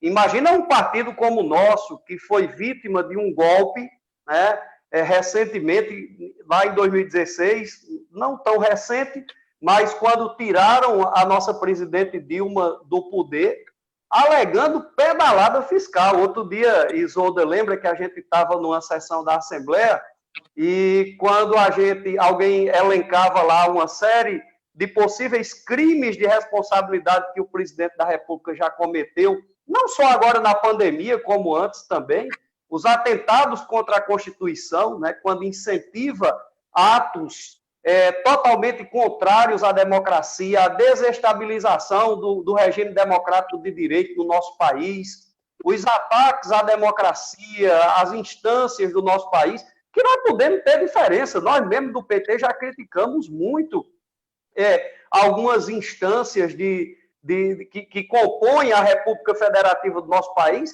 mas nós sempre entendemos que essas instâncias precisam ser respeitadas, elas podem ser contraditadas, elas podem ser questionadas. Aliás, não as instâncias em si, mas as pessoas, algumas pessoas que fazem parte dela. Isolda lembra, né, quando naquele debate eu, inclusive, me pronunciei dizendo, olha, pedalada fiscal perto do que o atual presidente da República tem feito é brincadeira, né, é piada. E mesmo assim, tiraram a presidenta Dilma, né, do cargo que lhe foi conferido legitimamente pelo povo brasileiro. Então, nós vivemos hoje uma situação de dupla pandemia viral, né? O coronavírus e o vírus do presidente da República, que é um vírus gravíssimo. O vírus da intolerância, o vírus do totalitarismo, do desapego à democracia, da falta de respeito às mulheres, aos trabalhadores, às trabalhadoras, às instituições, os ataques à imprensa. Então, Jean Paul, nós temos um elenco de situações aí, e não somos só nós do Partido dos Trabalhadores que estão dizendo isso. Agora, nós temos observado que uma parcela dos seguidores do presidente da República, eles não conseguem enxergar isso, eles estão extremamente contaminados pelo vírus que o presidente Bolsonaro lançou sobre eles, né? E, por causa disso, eles chegam ao ponto de qualquer pessoa, de qualquer pensamento, não precisa nem ser filiado a partido político, discordou das ideias de Bolsonaro, já é taxado de comunista, de esquerdopata, de petista, né? Tamanha é o nível de alienação dessas pessoas, né, no nosso país. Então, é evidente que um partido como o nosso não poderia ter outra atitude a não ser o de apresentar esse pedido de impeachment. E não é por caráter revanchista, não. É porque os fatos por si só já justificam por demais isso aí. Imagine o tamanho do problema e da dívida que o Brasil tem pago por ter elegido, não com o nosso voto, ainda bem, um presidente da República com esse perfil, que nós sempre alertamos, né? Aliás, um cidadão que passou 28 anos no parlamento e que não tem nada de positivo a apresentar ao povo brasileiro. Então, a gente, obviamente, não poderia ter outra postura. Mas, só um minutinho, companheiro Isolda e Jean Paul e Gilberto, só para dizer também o seguinte, nós precisamos, nesse debate, voltando um pouco rapidamente sobre a questão tributária, nós precisamos também ir com muita cautela, não só do ponto de vista da narrativa que temos que fazer, cautela que eu digo, não do ponto de vista da timidez, não precisa, porque essas bandeiras nós sempre defendemos ao longo da vida. Eu falo do ponto de vista da narrativa, para convencer as pessoas, né, como nós usamos muito no passado, para convencer os corações e as mentes, né, e também do ponto de vista institucional, porque eu tive a oportunidade de ser prefeito e, basicamente, a maioria das prefeituras vivem, Jean Paul, especialmente as pequenas prefeituras do país, basicamente vivem de transferências. A capacidade de arrecadação própria é muito pequena, não dá para comparar uma prefeitura de Natal, de Mossoró, São Gonçalo, Parnamirim, enfim, uma grande prefeitura com uma prefeitura pequena do interior. E aí, todas as vezes que se faz essa discussão, é importante que haja todo um cuidado do ponto de vista de entendermos que alguns tributos eles são compartilhados com estados e municípios. Então, é preciso que esse debate avance, mas eu faço, Jean Paul, a você e a Natália, na condição de ex-prefeito, que sei quais são as dificuldades de fazer a gestão de um município que praticamente vive de transferência, que isso tudo seja acompanhado também de um debate sobre um novo pacto federativo. Não tem sentido quase 70% dos recursos, ou mais de 60% dos recursos arrecadados no país ficarem nas mãos da União e 1/3 aproximadamente para dividir entre estados e municípios. Isso também é uma forma de aprofundar as desigualdades regionais e as desigualdades sociais do nosso país. Com certeza, Francisco, esse ponto é fundamental. A gente tem que ressaltar realmente a importância de que essa reforma, qualquer que seja, também reforme o Pacto Federativo. Porque o que você está dizendo, em outras palavras, é o seguinte: se você não tem distribuições para cidades menores, você tira o direito dessas cidades de existirem como cidades não dinamicamente econômicas. Você não é obrigado a ser uma cidade industrial. Você tem o direito de ser uma pacata cidade do interior e ter uma qualidade de vida legal com a sua agricultura familiar, com os seus provimentos básicos ali, e ter uma vida como milhões de lugares, até muito mais desenvolvidos, entre aspas, né, dentro do conceito do que é desenvolvimento, na própria Europa, por exemplo, em outros lugares, você encontra, e essas cidades não são aquela cidade interior bonitinha só porque ela existe assim, não. É porque lá existem, países europeus, existe sim um pacto redistributivo, lá não é federativo, mas, enfim, existe um pacto onde essas cidades menores recebem sim da receita das outras que geram. E não é feio isso, não tem nada de feio nisso. Se Mossoró é uma cidade que cresceu, que tem petróleo, que tem sedes de empresa, etc., nada errado que ela influencie e ajude as cidades do seu entorno e região a serem boas cidades dormitórios, sim. Qual é o preconceito quando a gente fala a cidade é dormitório? E a gente fala isso pejorativamente, porque a gente acha, e porque o nosso sistema não premia a cidade dormitório. Cidade dormitório é uma delícia, é ótimo.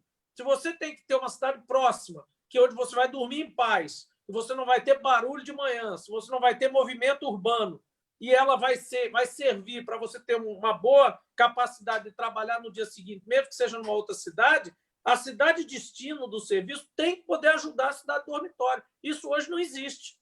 Né? Aquele conceito precário das zonas metropolitanas tenta um pouco compensar isso, mas não existe esse conceito como regra. Então, essa redistribuição ela faz parte do processo de solidarização, né, se é que se pode falar assim, dessa reforma tributária, que é muito mais do que tributária. Isolda, quer entrar aí?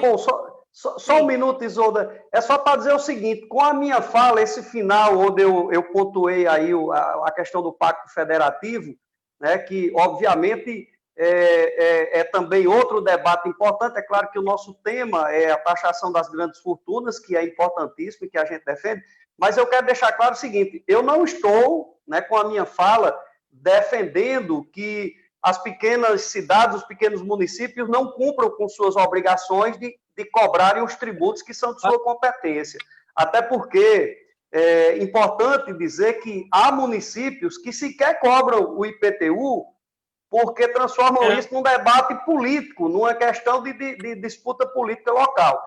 É claro que cada ente federado tem as suas responsabilidades, mas nós não podemos também abrir mão de um pacto federativo mais justo. Minha querida companheira Isolda, desculpe, eu precisava fazer essa justificativa para que não pareça que eu estou defendendo que os pequenos municípios não tenham que cobrar os tributos que são de sua competência. Tem sim que cobrar.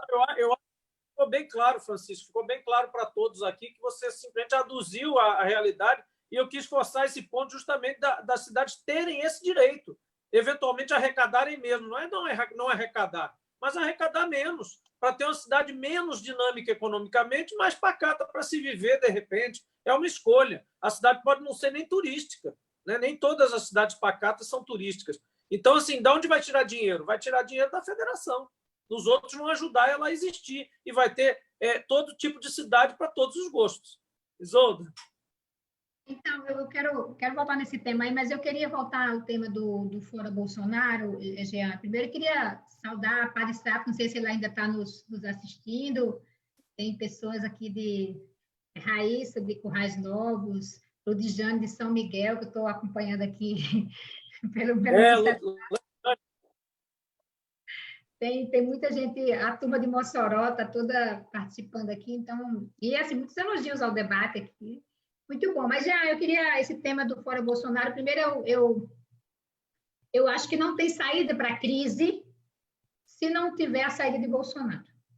Essa é uma questão clássica, no sentido de dizer, não tem como a gente encontrar uma forma de uma saída, aquela questão que eu falei antes, que nós temos que apresentar uma alternativa a essa crise.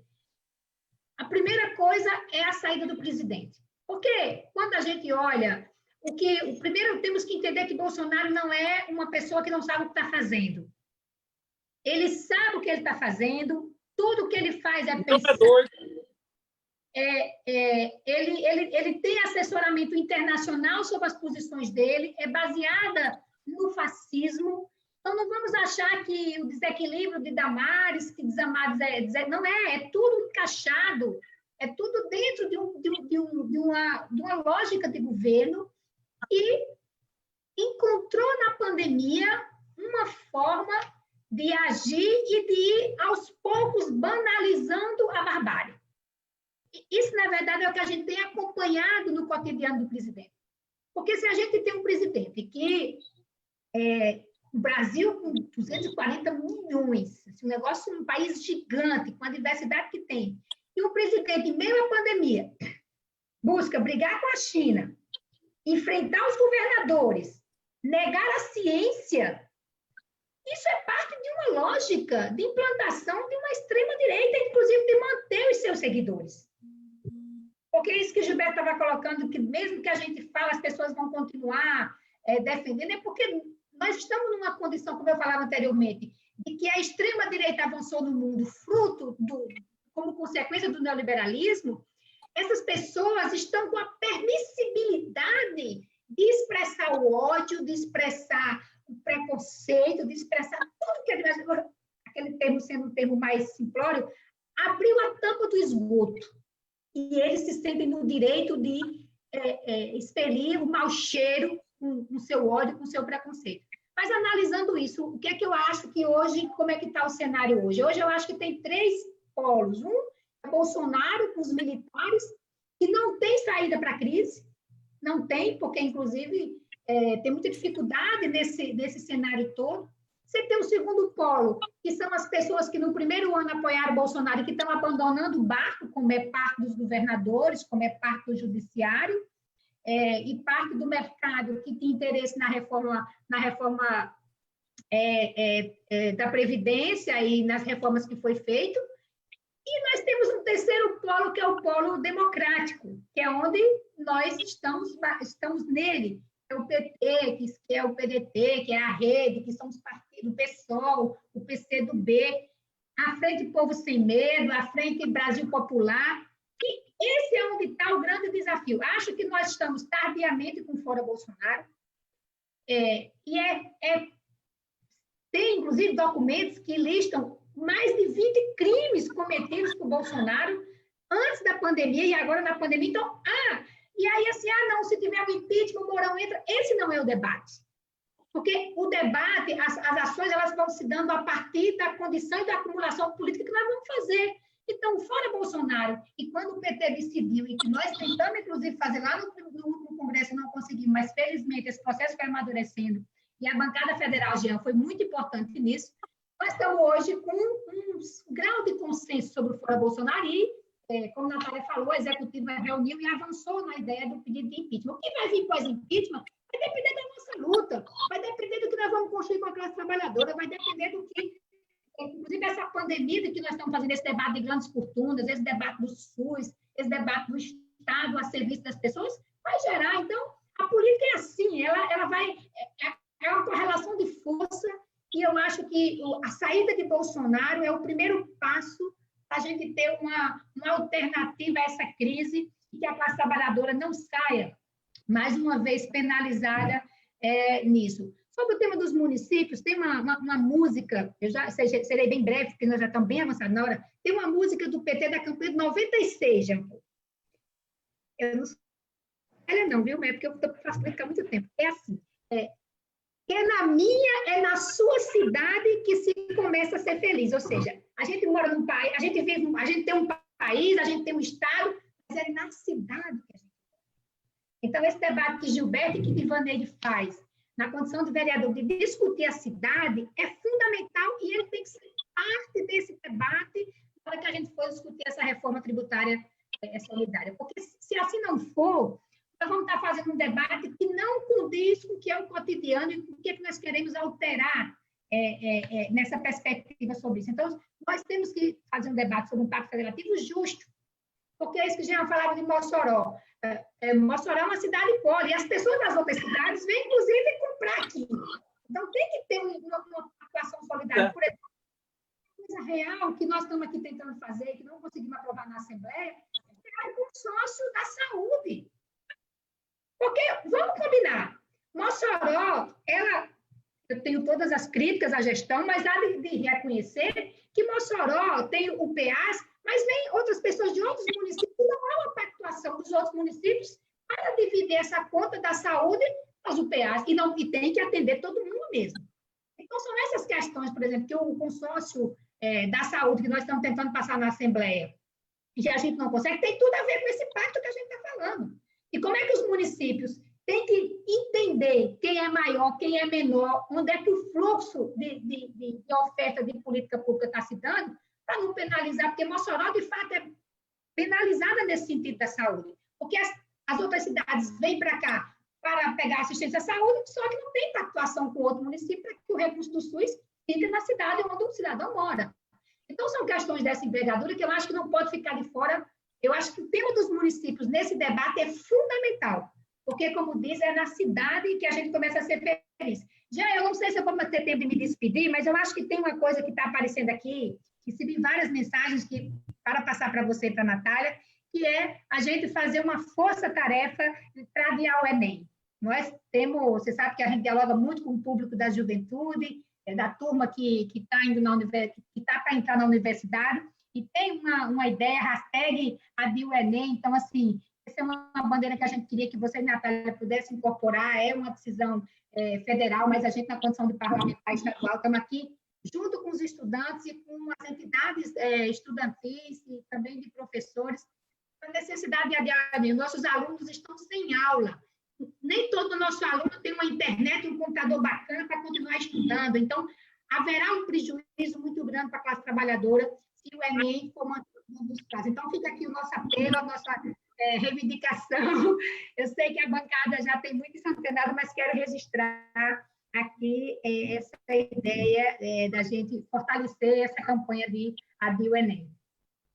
Isolda, em relação a esse negócio do Enem, ele, de fato, a gente tem lutado já há um mês que a gente está nessa luta. E eu comecei isso aí pelo mandato da forma mais civilizada que você pode imaginar, e até envolve um antiácido antes, mas conversando com o Ministério da Educação, tentando diálogo, me aproximando lá, até por conta daquele episódio também nefasto da intervenção do IFRN, procurando uma conversa com o ministro, por mais críticas e por pior que seja, tomando o papel institucional do senador da República, conversar com o Ministério. Não houve esse diálogo, não surtiu efeito. Ele, ao contrário, foi ao presidente Rodrigo Maia, da Câmara dos Deputados, se justificar, dizer que era isso mesmo. Depois ele começou a perceber a pressão maior dos parlamentares, lançou uma campanha publicitária que todo mundo já criticou e todo mundo já falou, não vou... É bem ofensiva aos nossos jovens da classe trabalhadora, né?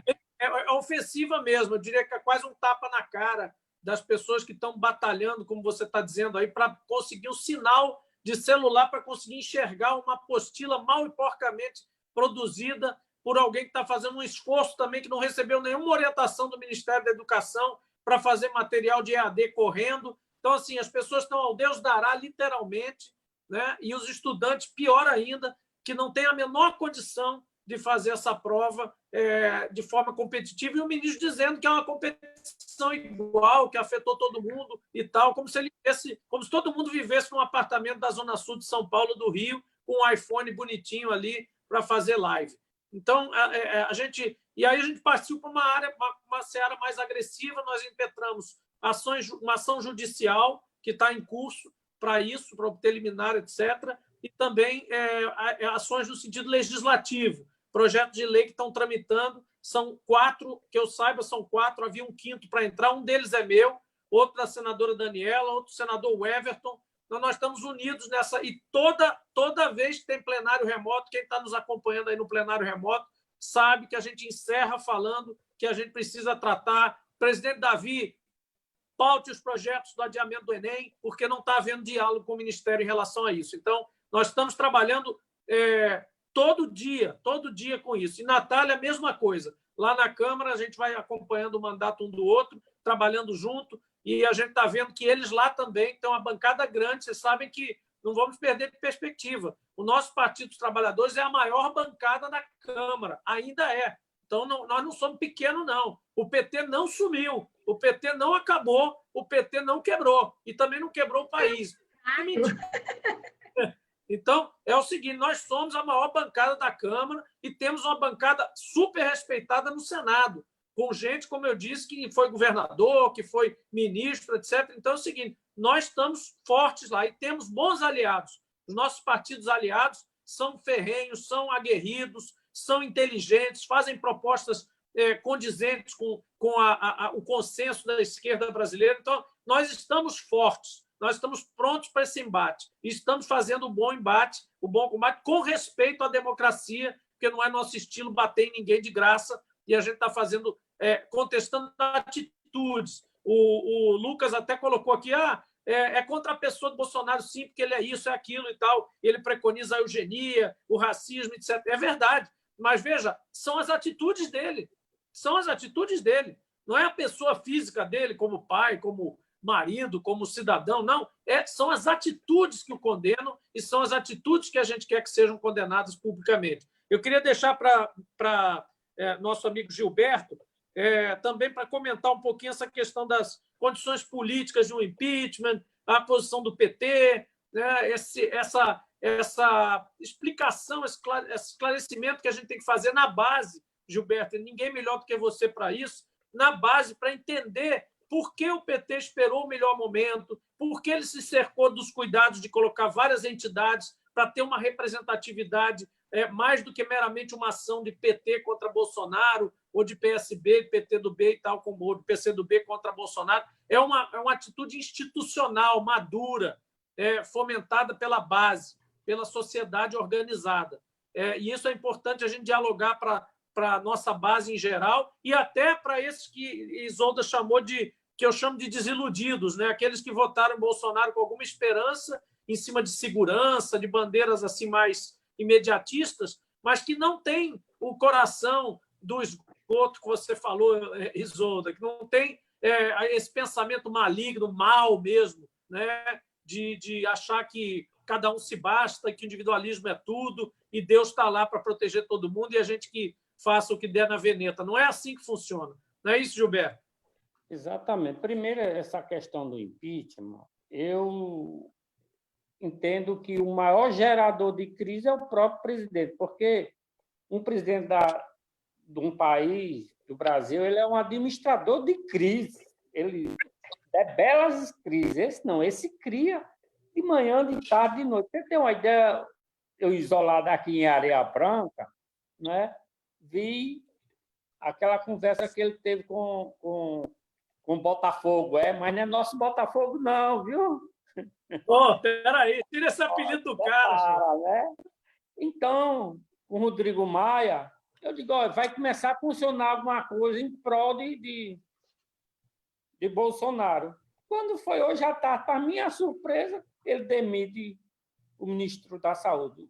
Você imagine o que é que vai pensar uma pessoa em plena pandemia, 2 ministros da Saúde são demitidos. Rapaz, tá difícil. Tá difícil. Não existe solução do Brasil com esse governo. Não existe solução do Brasil nesse governo, porque as crises serão muito rápidas e não está tendo tempo de debelar a crise. É crise gerando crise, gerando crise. Ô, Gilberto, desculpe interromper você, mas só porque para não perder a piada. Nós temos um colega no Senado chamado senador Otto Alencar, da Bahia, e ele tem lá na porta do gabinete dele, ele bota assim, crise do dia. Todo dia ele bota crise do dia. Aí, um dia desse, a gente passou lá, olhou, estava assim, a crise viajou. Bolsonaro para os Estados Unidos. Quando voltou, trouxe o coronavírus. Não, é uma capacidade, viu, senador? Que eu não sei, não. Foi como é que uma pessoa sem nenhum pingo de condições psicológicas ter essa situação. Eu acho que esse rapaz ele não está bem da bola. Aqui em Mossoró a gente chama de doido. E tem muita gente. E tem muita gente, inclusive a gente tem um prefeito aqui, tem um candidato a prefeito aqui que é Paulo Doido. Eu acho que eles dois vão ficar juntos para competir. Não tem em respeito às deficiências mentais, eu acho que ele não é louco. Eu sou mais Paulo Doido, eu vou logo avisando. Então, viu, deputado? Então, eu acho que é interessante essa questão do impeachment. Não temos como o Partido dos Trabalhadores ficar calado. Concordo com a Isolda quando ela disse que veio um pouco atrasado, mas é melhor atrasado do que nunca, né? Então, para mim é necessário. A dificuldade que eu encontro, como é que a gente vai fazer um processo de impeachment sem o povo na rua? Esse é o grande desafio. Esse é o grande desafio que a esquerda vai passar. Se a gente... É difícil passar o impeachment e sem o povo na rua, viu, senador? É muito mais. É verdade, Gilberto. É um grande desafio e é um desafio em geral, não é só impeachment, não. Vocês todos que militam há muito mais tempo que eu, nas ruas, na liderança, né, das mobilizações, eu cheguei ontem, né, mas, enfim... vocês devem ter um retrato muito mais claro e nítido do como mudou isso, né? A gente, primeiro, e veja que isso foi muito gradual, né? Quase que imperceptível. As pessoas foram sendo excluídas das ruas até pela própria lei eleitoral, que proibiu comício, foi proibindo isso, foi proibindo aquilo, foi deixando a coisa muito individualista. E eu não estou nem falando da questão de financiamento, pelo amor de Deus, não vamos nem entrar nesse debate, que isso vale outra live, né? Sobre financiamento de campanha, eleitoral, não é nada disso. Estou falando da regra física mesmo, da dinâmica de uma eleição, dos debates, das pessoas indo às casas, do contato mesmo, que foi se perdendo, claro, com a entrada das redes sociais também isso se fez muito mais presente. Os jovens de hoje talvez não curtam, né, o que os antigamente curtiam. Vamos ali para a praça, vamos ouvir que o Francisco vai chegar lá em Parelhos, vai falar com a gente e tal. Hoje você tem que entrar numa festa para conversar com essas pessoas reunidas num lugar só, né, Francisco? A gente já foi aí algumas junto, você é meu instrutor aí nessas incursões. Pô, chega lá, aí Francisco é popular, todo mundo vem abraçar, acaba ali e você conversa com muita gente ao mesmo tempo. Do contrário, você tem que fazer realmente as suas próprias reuniões, é um desafio enorme para trazer pessoas.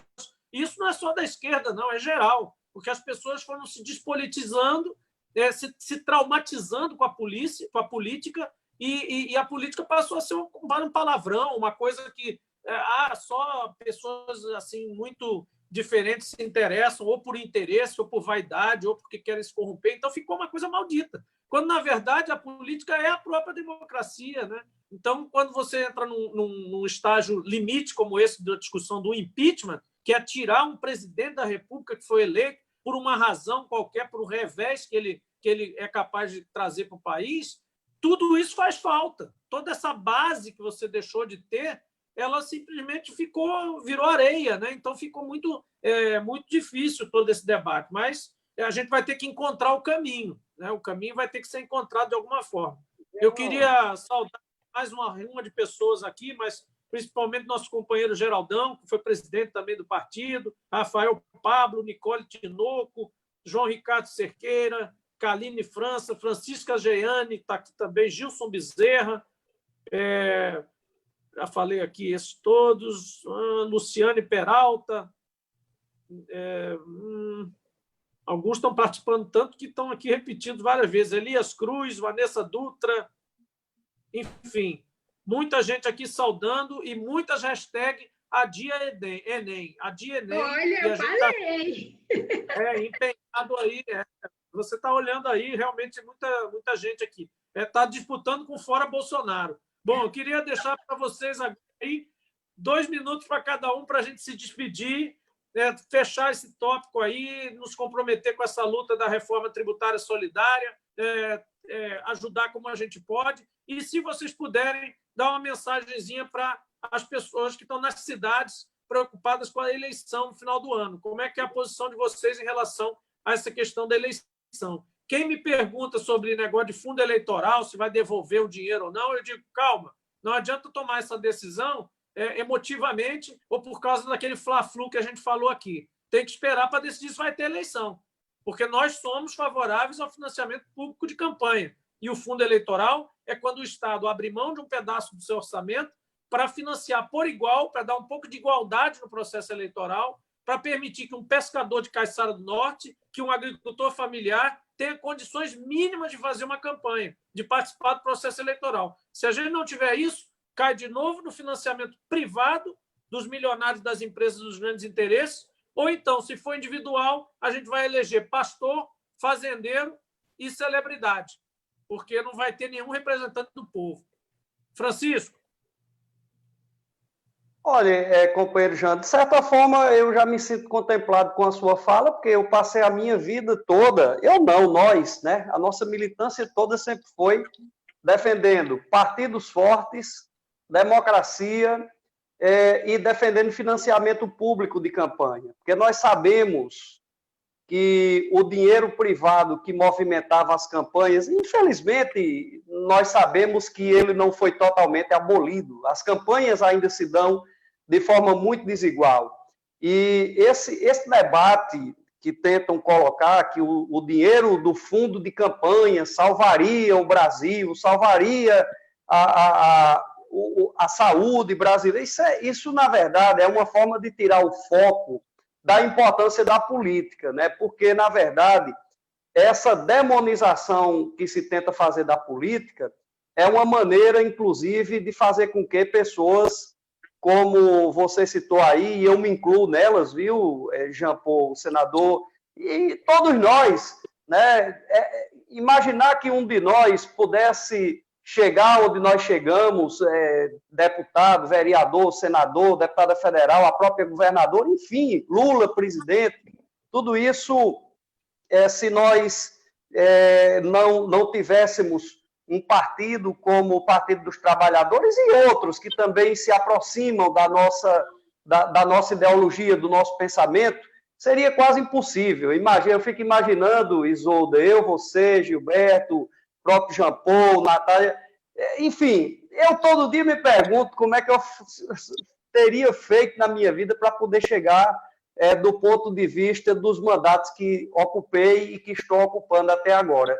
Então, nós precisamos ser firmes na defesa de que o financiamento público de campanha é uma das alternativas, para democratizar o acesso às instâncias decisórias do nosso país. Além disso, como nós só temos 2 minutos e eu já gastei, eu acho que mais de 3, dizer também o seguinte, senador Jean Paul, eu não sei, obviamente, nenhum de nós aqui tem a resposta para dizer se vai ter ou não vai ter eleições esse ano, né?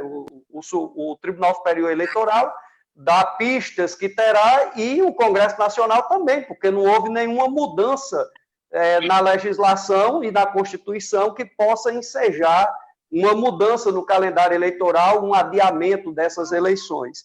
Evidentemente que tudo isso vai depender de como estará a pandemia, né? Como estarão os índices de contaminação do nosso país, para que a gente possa ter uma certeza maior sobre essa questão da eleição. Mas eu tenho dito a todo mundo que me consulta sobre isso que é importante todos nós estarmos preparados para fazermos um bom debate e exercermos a cidadania para fortalecer a democracia através do processo de escolha direta dos nossos representantes, com financiamento público de campanha, e tenho sempre lutado onde posso, tenho feito a minha militância e levado a minha voz em defesa de que a política é lugar de mulher, é lugar de gente pobre também. A política não pode ser um espaço exclusivo de quem tenha dinheiro para poder se autofinanciar, né?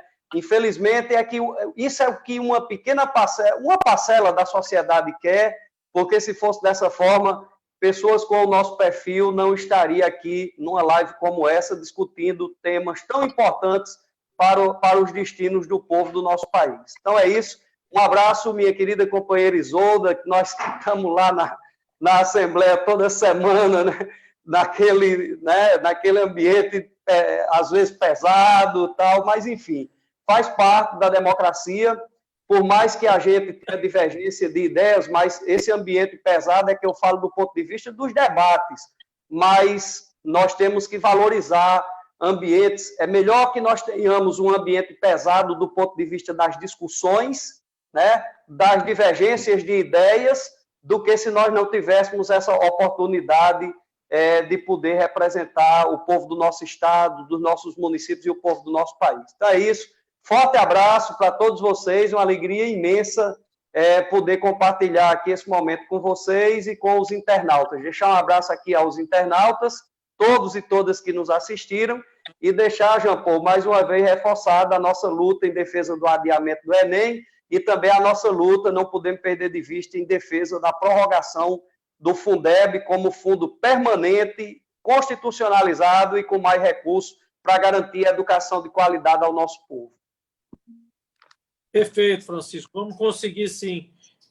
Gilberto, vou deixar Isolda por último para se despedir aqui, porque eu queria que vocês falassem um pouquinho sobre Mossoró, que é essa questão da eleição, essa expectativa, né? E é como a gente falou aqui, né? Não tem data ainda, a probabilidade maior é que a gente adie a eleição para 15 de novembro, ganha alguns dias, mas esse é o cenário mais provável. Aquele cenário de prorrogação dos mandatos para unificar as eleições daqui 2 anos, etc., eu considero mais improvável, né? Porque ele envolve uma mudança constitucional dos mandatos. Os mandatos têm que começar no início do ano, em janeiro, e você, Gilberto, é vereador, e Isolda é a nossa pré-candidata altamente competitiva à Prefeitura de Natal, então, de Mossoró, aliás.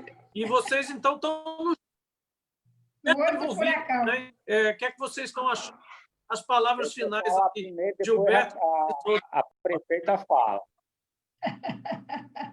Não, eu vou falar primeiramente na situação de vereador. Na Câmara Municipal de Mossoró só existe um vereador que é a favor da manutenção das eleições esse ano, que sou eu. Os outros 20, todos eles estão loucos, doidos mesmo para que prorrogue, não para dezembro ou para novembro, mas para 2022, né? Mas eu não acredito nessa situação, porque eu não estou... Eu, inclusive, já disse isso a eles. Eu não estou sentindo, não estou vendo o clima para adiamento de eleição para 2 anos. Não estou vendo, não vejo interesse por parte do Congresso, por parte da sociedade. Não há a mínima pressão da sociedade para os políticos nessa questão do adiamento das eleições. Quanto à situação de Mossoró aqui, eu acho que nós faremos uma boa campanha. Isolda, bota para quebrar na CPI. A nossa arma, viu, Isolda? Isso aqui é uma convicção individual, minha, não é partidária, não. É a entrega de Rosalba a outro mandatário. Com a CPI da CPI Arena. do Duna, Da Arena. Arena Duna, agora eu me esqueci do nome. Com Arena das certeza, Dunas. ela vai ser muito atacada e ela vai ter muita dificuldade de reeleição. Já está tendo, você sabe disso, né, Isolda? E agora, quem também ainda não sair para conversar com o povo, porque eu estou de quarentena e eu sou do grupo de risco e não estou com interesse de sair de casa.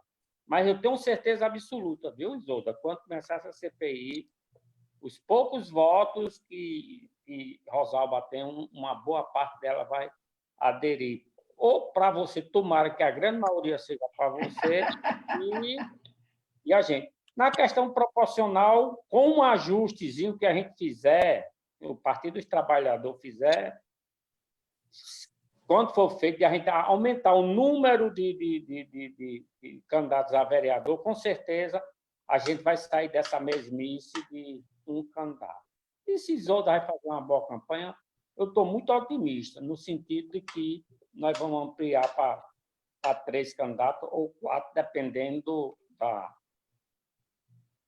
situação. Isolda, foi só falar na campanha, já tá pulando aqui um monte de hashtag Isolda Prefeito.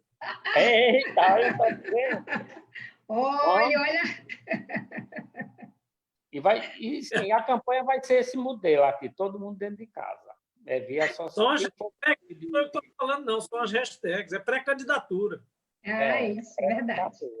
E a campanha no próximo ano vai ser esse modelo que a gente está fazendo. Vai ser mais campanha virtual, porque essa pandemia vai deixar um bom tempo as pessoas com medo de aglomeração, não é? Um bom tempo. E isso, eu acho que vai passar 6 meses, em dezembro ainda, embora a pandemia já tenha diminuído, mas a questão psicológica está sendo muito forte. Um abraço a todos e vamos para a luta, né, prefeita? Gilberto, é verdade, a gente vai ter que pensar fora da caixa, a campanha vai ter que ser criativa e limpa. Por isso que a gente tem feito esse alerta sempre. Cuidado com a sua rede social, porque ela tem 2 lados, um lado bom e o lado ruim. Cuidado com o que você recebe e desconfie sempre das fontes que não têm fonte. Né, Isolda? Vamos lá. Então, rapidíssima. Jean, eu acho que esse tema das eleições, eu concordo, do financiamento que vocês falaram, você e Francisco. Eu queria mandar um recado para os companheiros, tem muitos companheiros e companheiras de outros municípios. Cuidado com os prazos, vamos cumprir os prazos que a Justiça está determinada hoje. Preste atenção nos afastamentos, quem está em sindicato, quem é servidor público, quem está em fundação. Não vamos,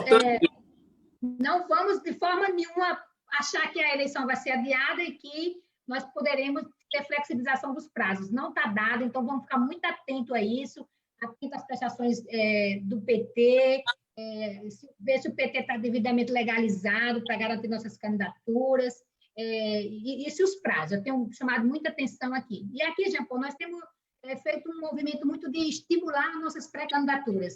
Estamos fazendo reuniões online. Amanhã nós vamos fazer um seminário discutindo gestão pública, vai estar Aldemir e Paulo Linhares discutindo conosco. Já temos confirmado a presença da rede, do PCdoB, do PV, do PROS e do Avante junto com a gente para fazer esse debate. Então, estamos nos reinventando nesse período de pré-campanha, porque é necessário. Agora, temos que ter cuidado, porque os prazos permanecem. Eu acredito que ocorrerá apenas a mudança da data da eleição. Eu defendo que a eleição aconteça esse ano, né? Porque nós somos democráticos. Quanto mais eleição, melhor para a democracia. E acho que, como disse, eu estou muitíssimo animada, eu acho bom fazer campanha, eu acho bom. Estou dentro desse negócio para ir para o meio do povo, encontrar com as pessoas. Mas acho que vai ser uma campanha bastante reduzida. Acho que as próprias convenções serão todas online, né? Muito fechadas, apenas a ata vai ser encaminhada ao TRE, coisas mais, porque vão estar muito, muito próximo ainda. O pico, a perspectiva é 1º de julho, então as convenções têm que ir até 6 de agosto, então eu acho que tem muita mudança do jeito de fazer campanha. As redes sociais serão as nossas trincheiras de batalha, né? E nós temos que cuidar disso. Mas eu queria já agradecer muito, foram quase 2 horas de live, bacana, um debate qualificado. Obrigada, parabéns. Eu acredito nessa campanha de taxação das grandes fortunas, porque nós, dos movimentos populares, do movimento da classe trabalhadora de esquerda, já fomos vitoriosos com a campanha contra a ALCA, e foi o povo que fez e que entendeu o que era a ALCA, o que era a Área do Livre Comércio das Américas, o que era patente, o que era globalização. Então, tudo isso foi feito uma metodologia e de que eu, particularmente, adorava ir para os assentamentos, conversar com os bairros, e as pessoas entendiam porque o cotidiano é o global e o local muito interligado, e nesse caso das grandes fortunas não pode ser diferente. Nós só teremos uma aprovação se a gente conseguir dialogar com as pessoas e dizer, olha, isso aqui significa isso, e vai alterar isso na sua vida. E as pessoas compreendem perfeitamente quando a gente dispõe a falar com elas e traduzir esses temas difíceis.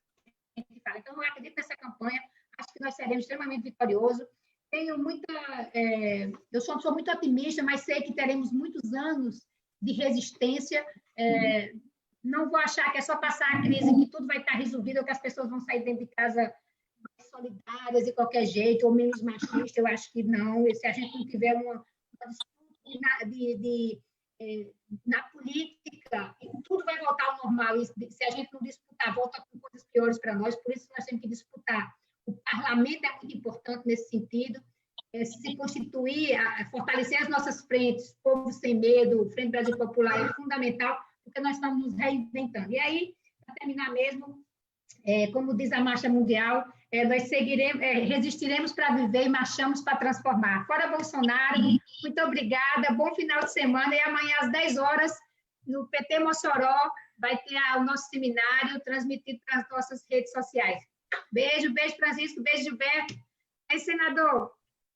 Valeu, é isso mesmo. Eu já estava aqui com a anotação do João Ricardo, aqui amanhã, seminário do PT Mossoró sobre finanças públicas, com a participação do nosso secretário Aldemir. Como é sábado, ele pode estar lá. Construções do programa da pré-candidata Isolda para ser prefeita de Mossoró. E é importante, é isso que você falou, liga com o que você acabou de falar, essa mistificação do tema financeiro, só aproveita quem quer explorar. Então, falar a língua básica, explicar essas coisas, e você que está em casa, tentar entender, mesmo que você seja médico, mesmo que você seja um trabalhador rural, mesmo que você seja um dono de restaurante, um trabalhador no comércio, tentar entender, porque isso é o básico, isso faz parte da circulação do dinheiro, dos interesses que estão acima de nós e que a gente parece muito pequenininho perto deles, mas quando a gente se junta, aí faz uma diferença danada. E aí, enfim, o desafio é se juntar, né? Desde que, se não for na rua, pelo menos aqui por essas lives. Quero agradecer a todos que participaram conosco aqui, mandando comentários e assistindo, às vezes silenciosamente, mas também nos brindando aí com a sua presença, com a sua audiência. E terminar aqui saudando a todos vocês, Gilberto, Francisco, Isolda, e também Natália e Vaneide, que estiveram com a gente aqui mais cedo, com a citação aqui de uma canção dos anos 80. Ai, que legal! Que é o Alex Medeiros mandou. Ele diz assim, aspas, eu vejo um novo começo de era. Lembra dessa? De uma gente elegante e sincera. Isso, e ele termina dizendo, feliz com os representantes do PTRN. Boa noite para todos. Um grande abraço para vocês. Tamo junto aí. Bom final. Tchau. Tchau. Tchau, gente. Boa noite, pessoal.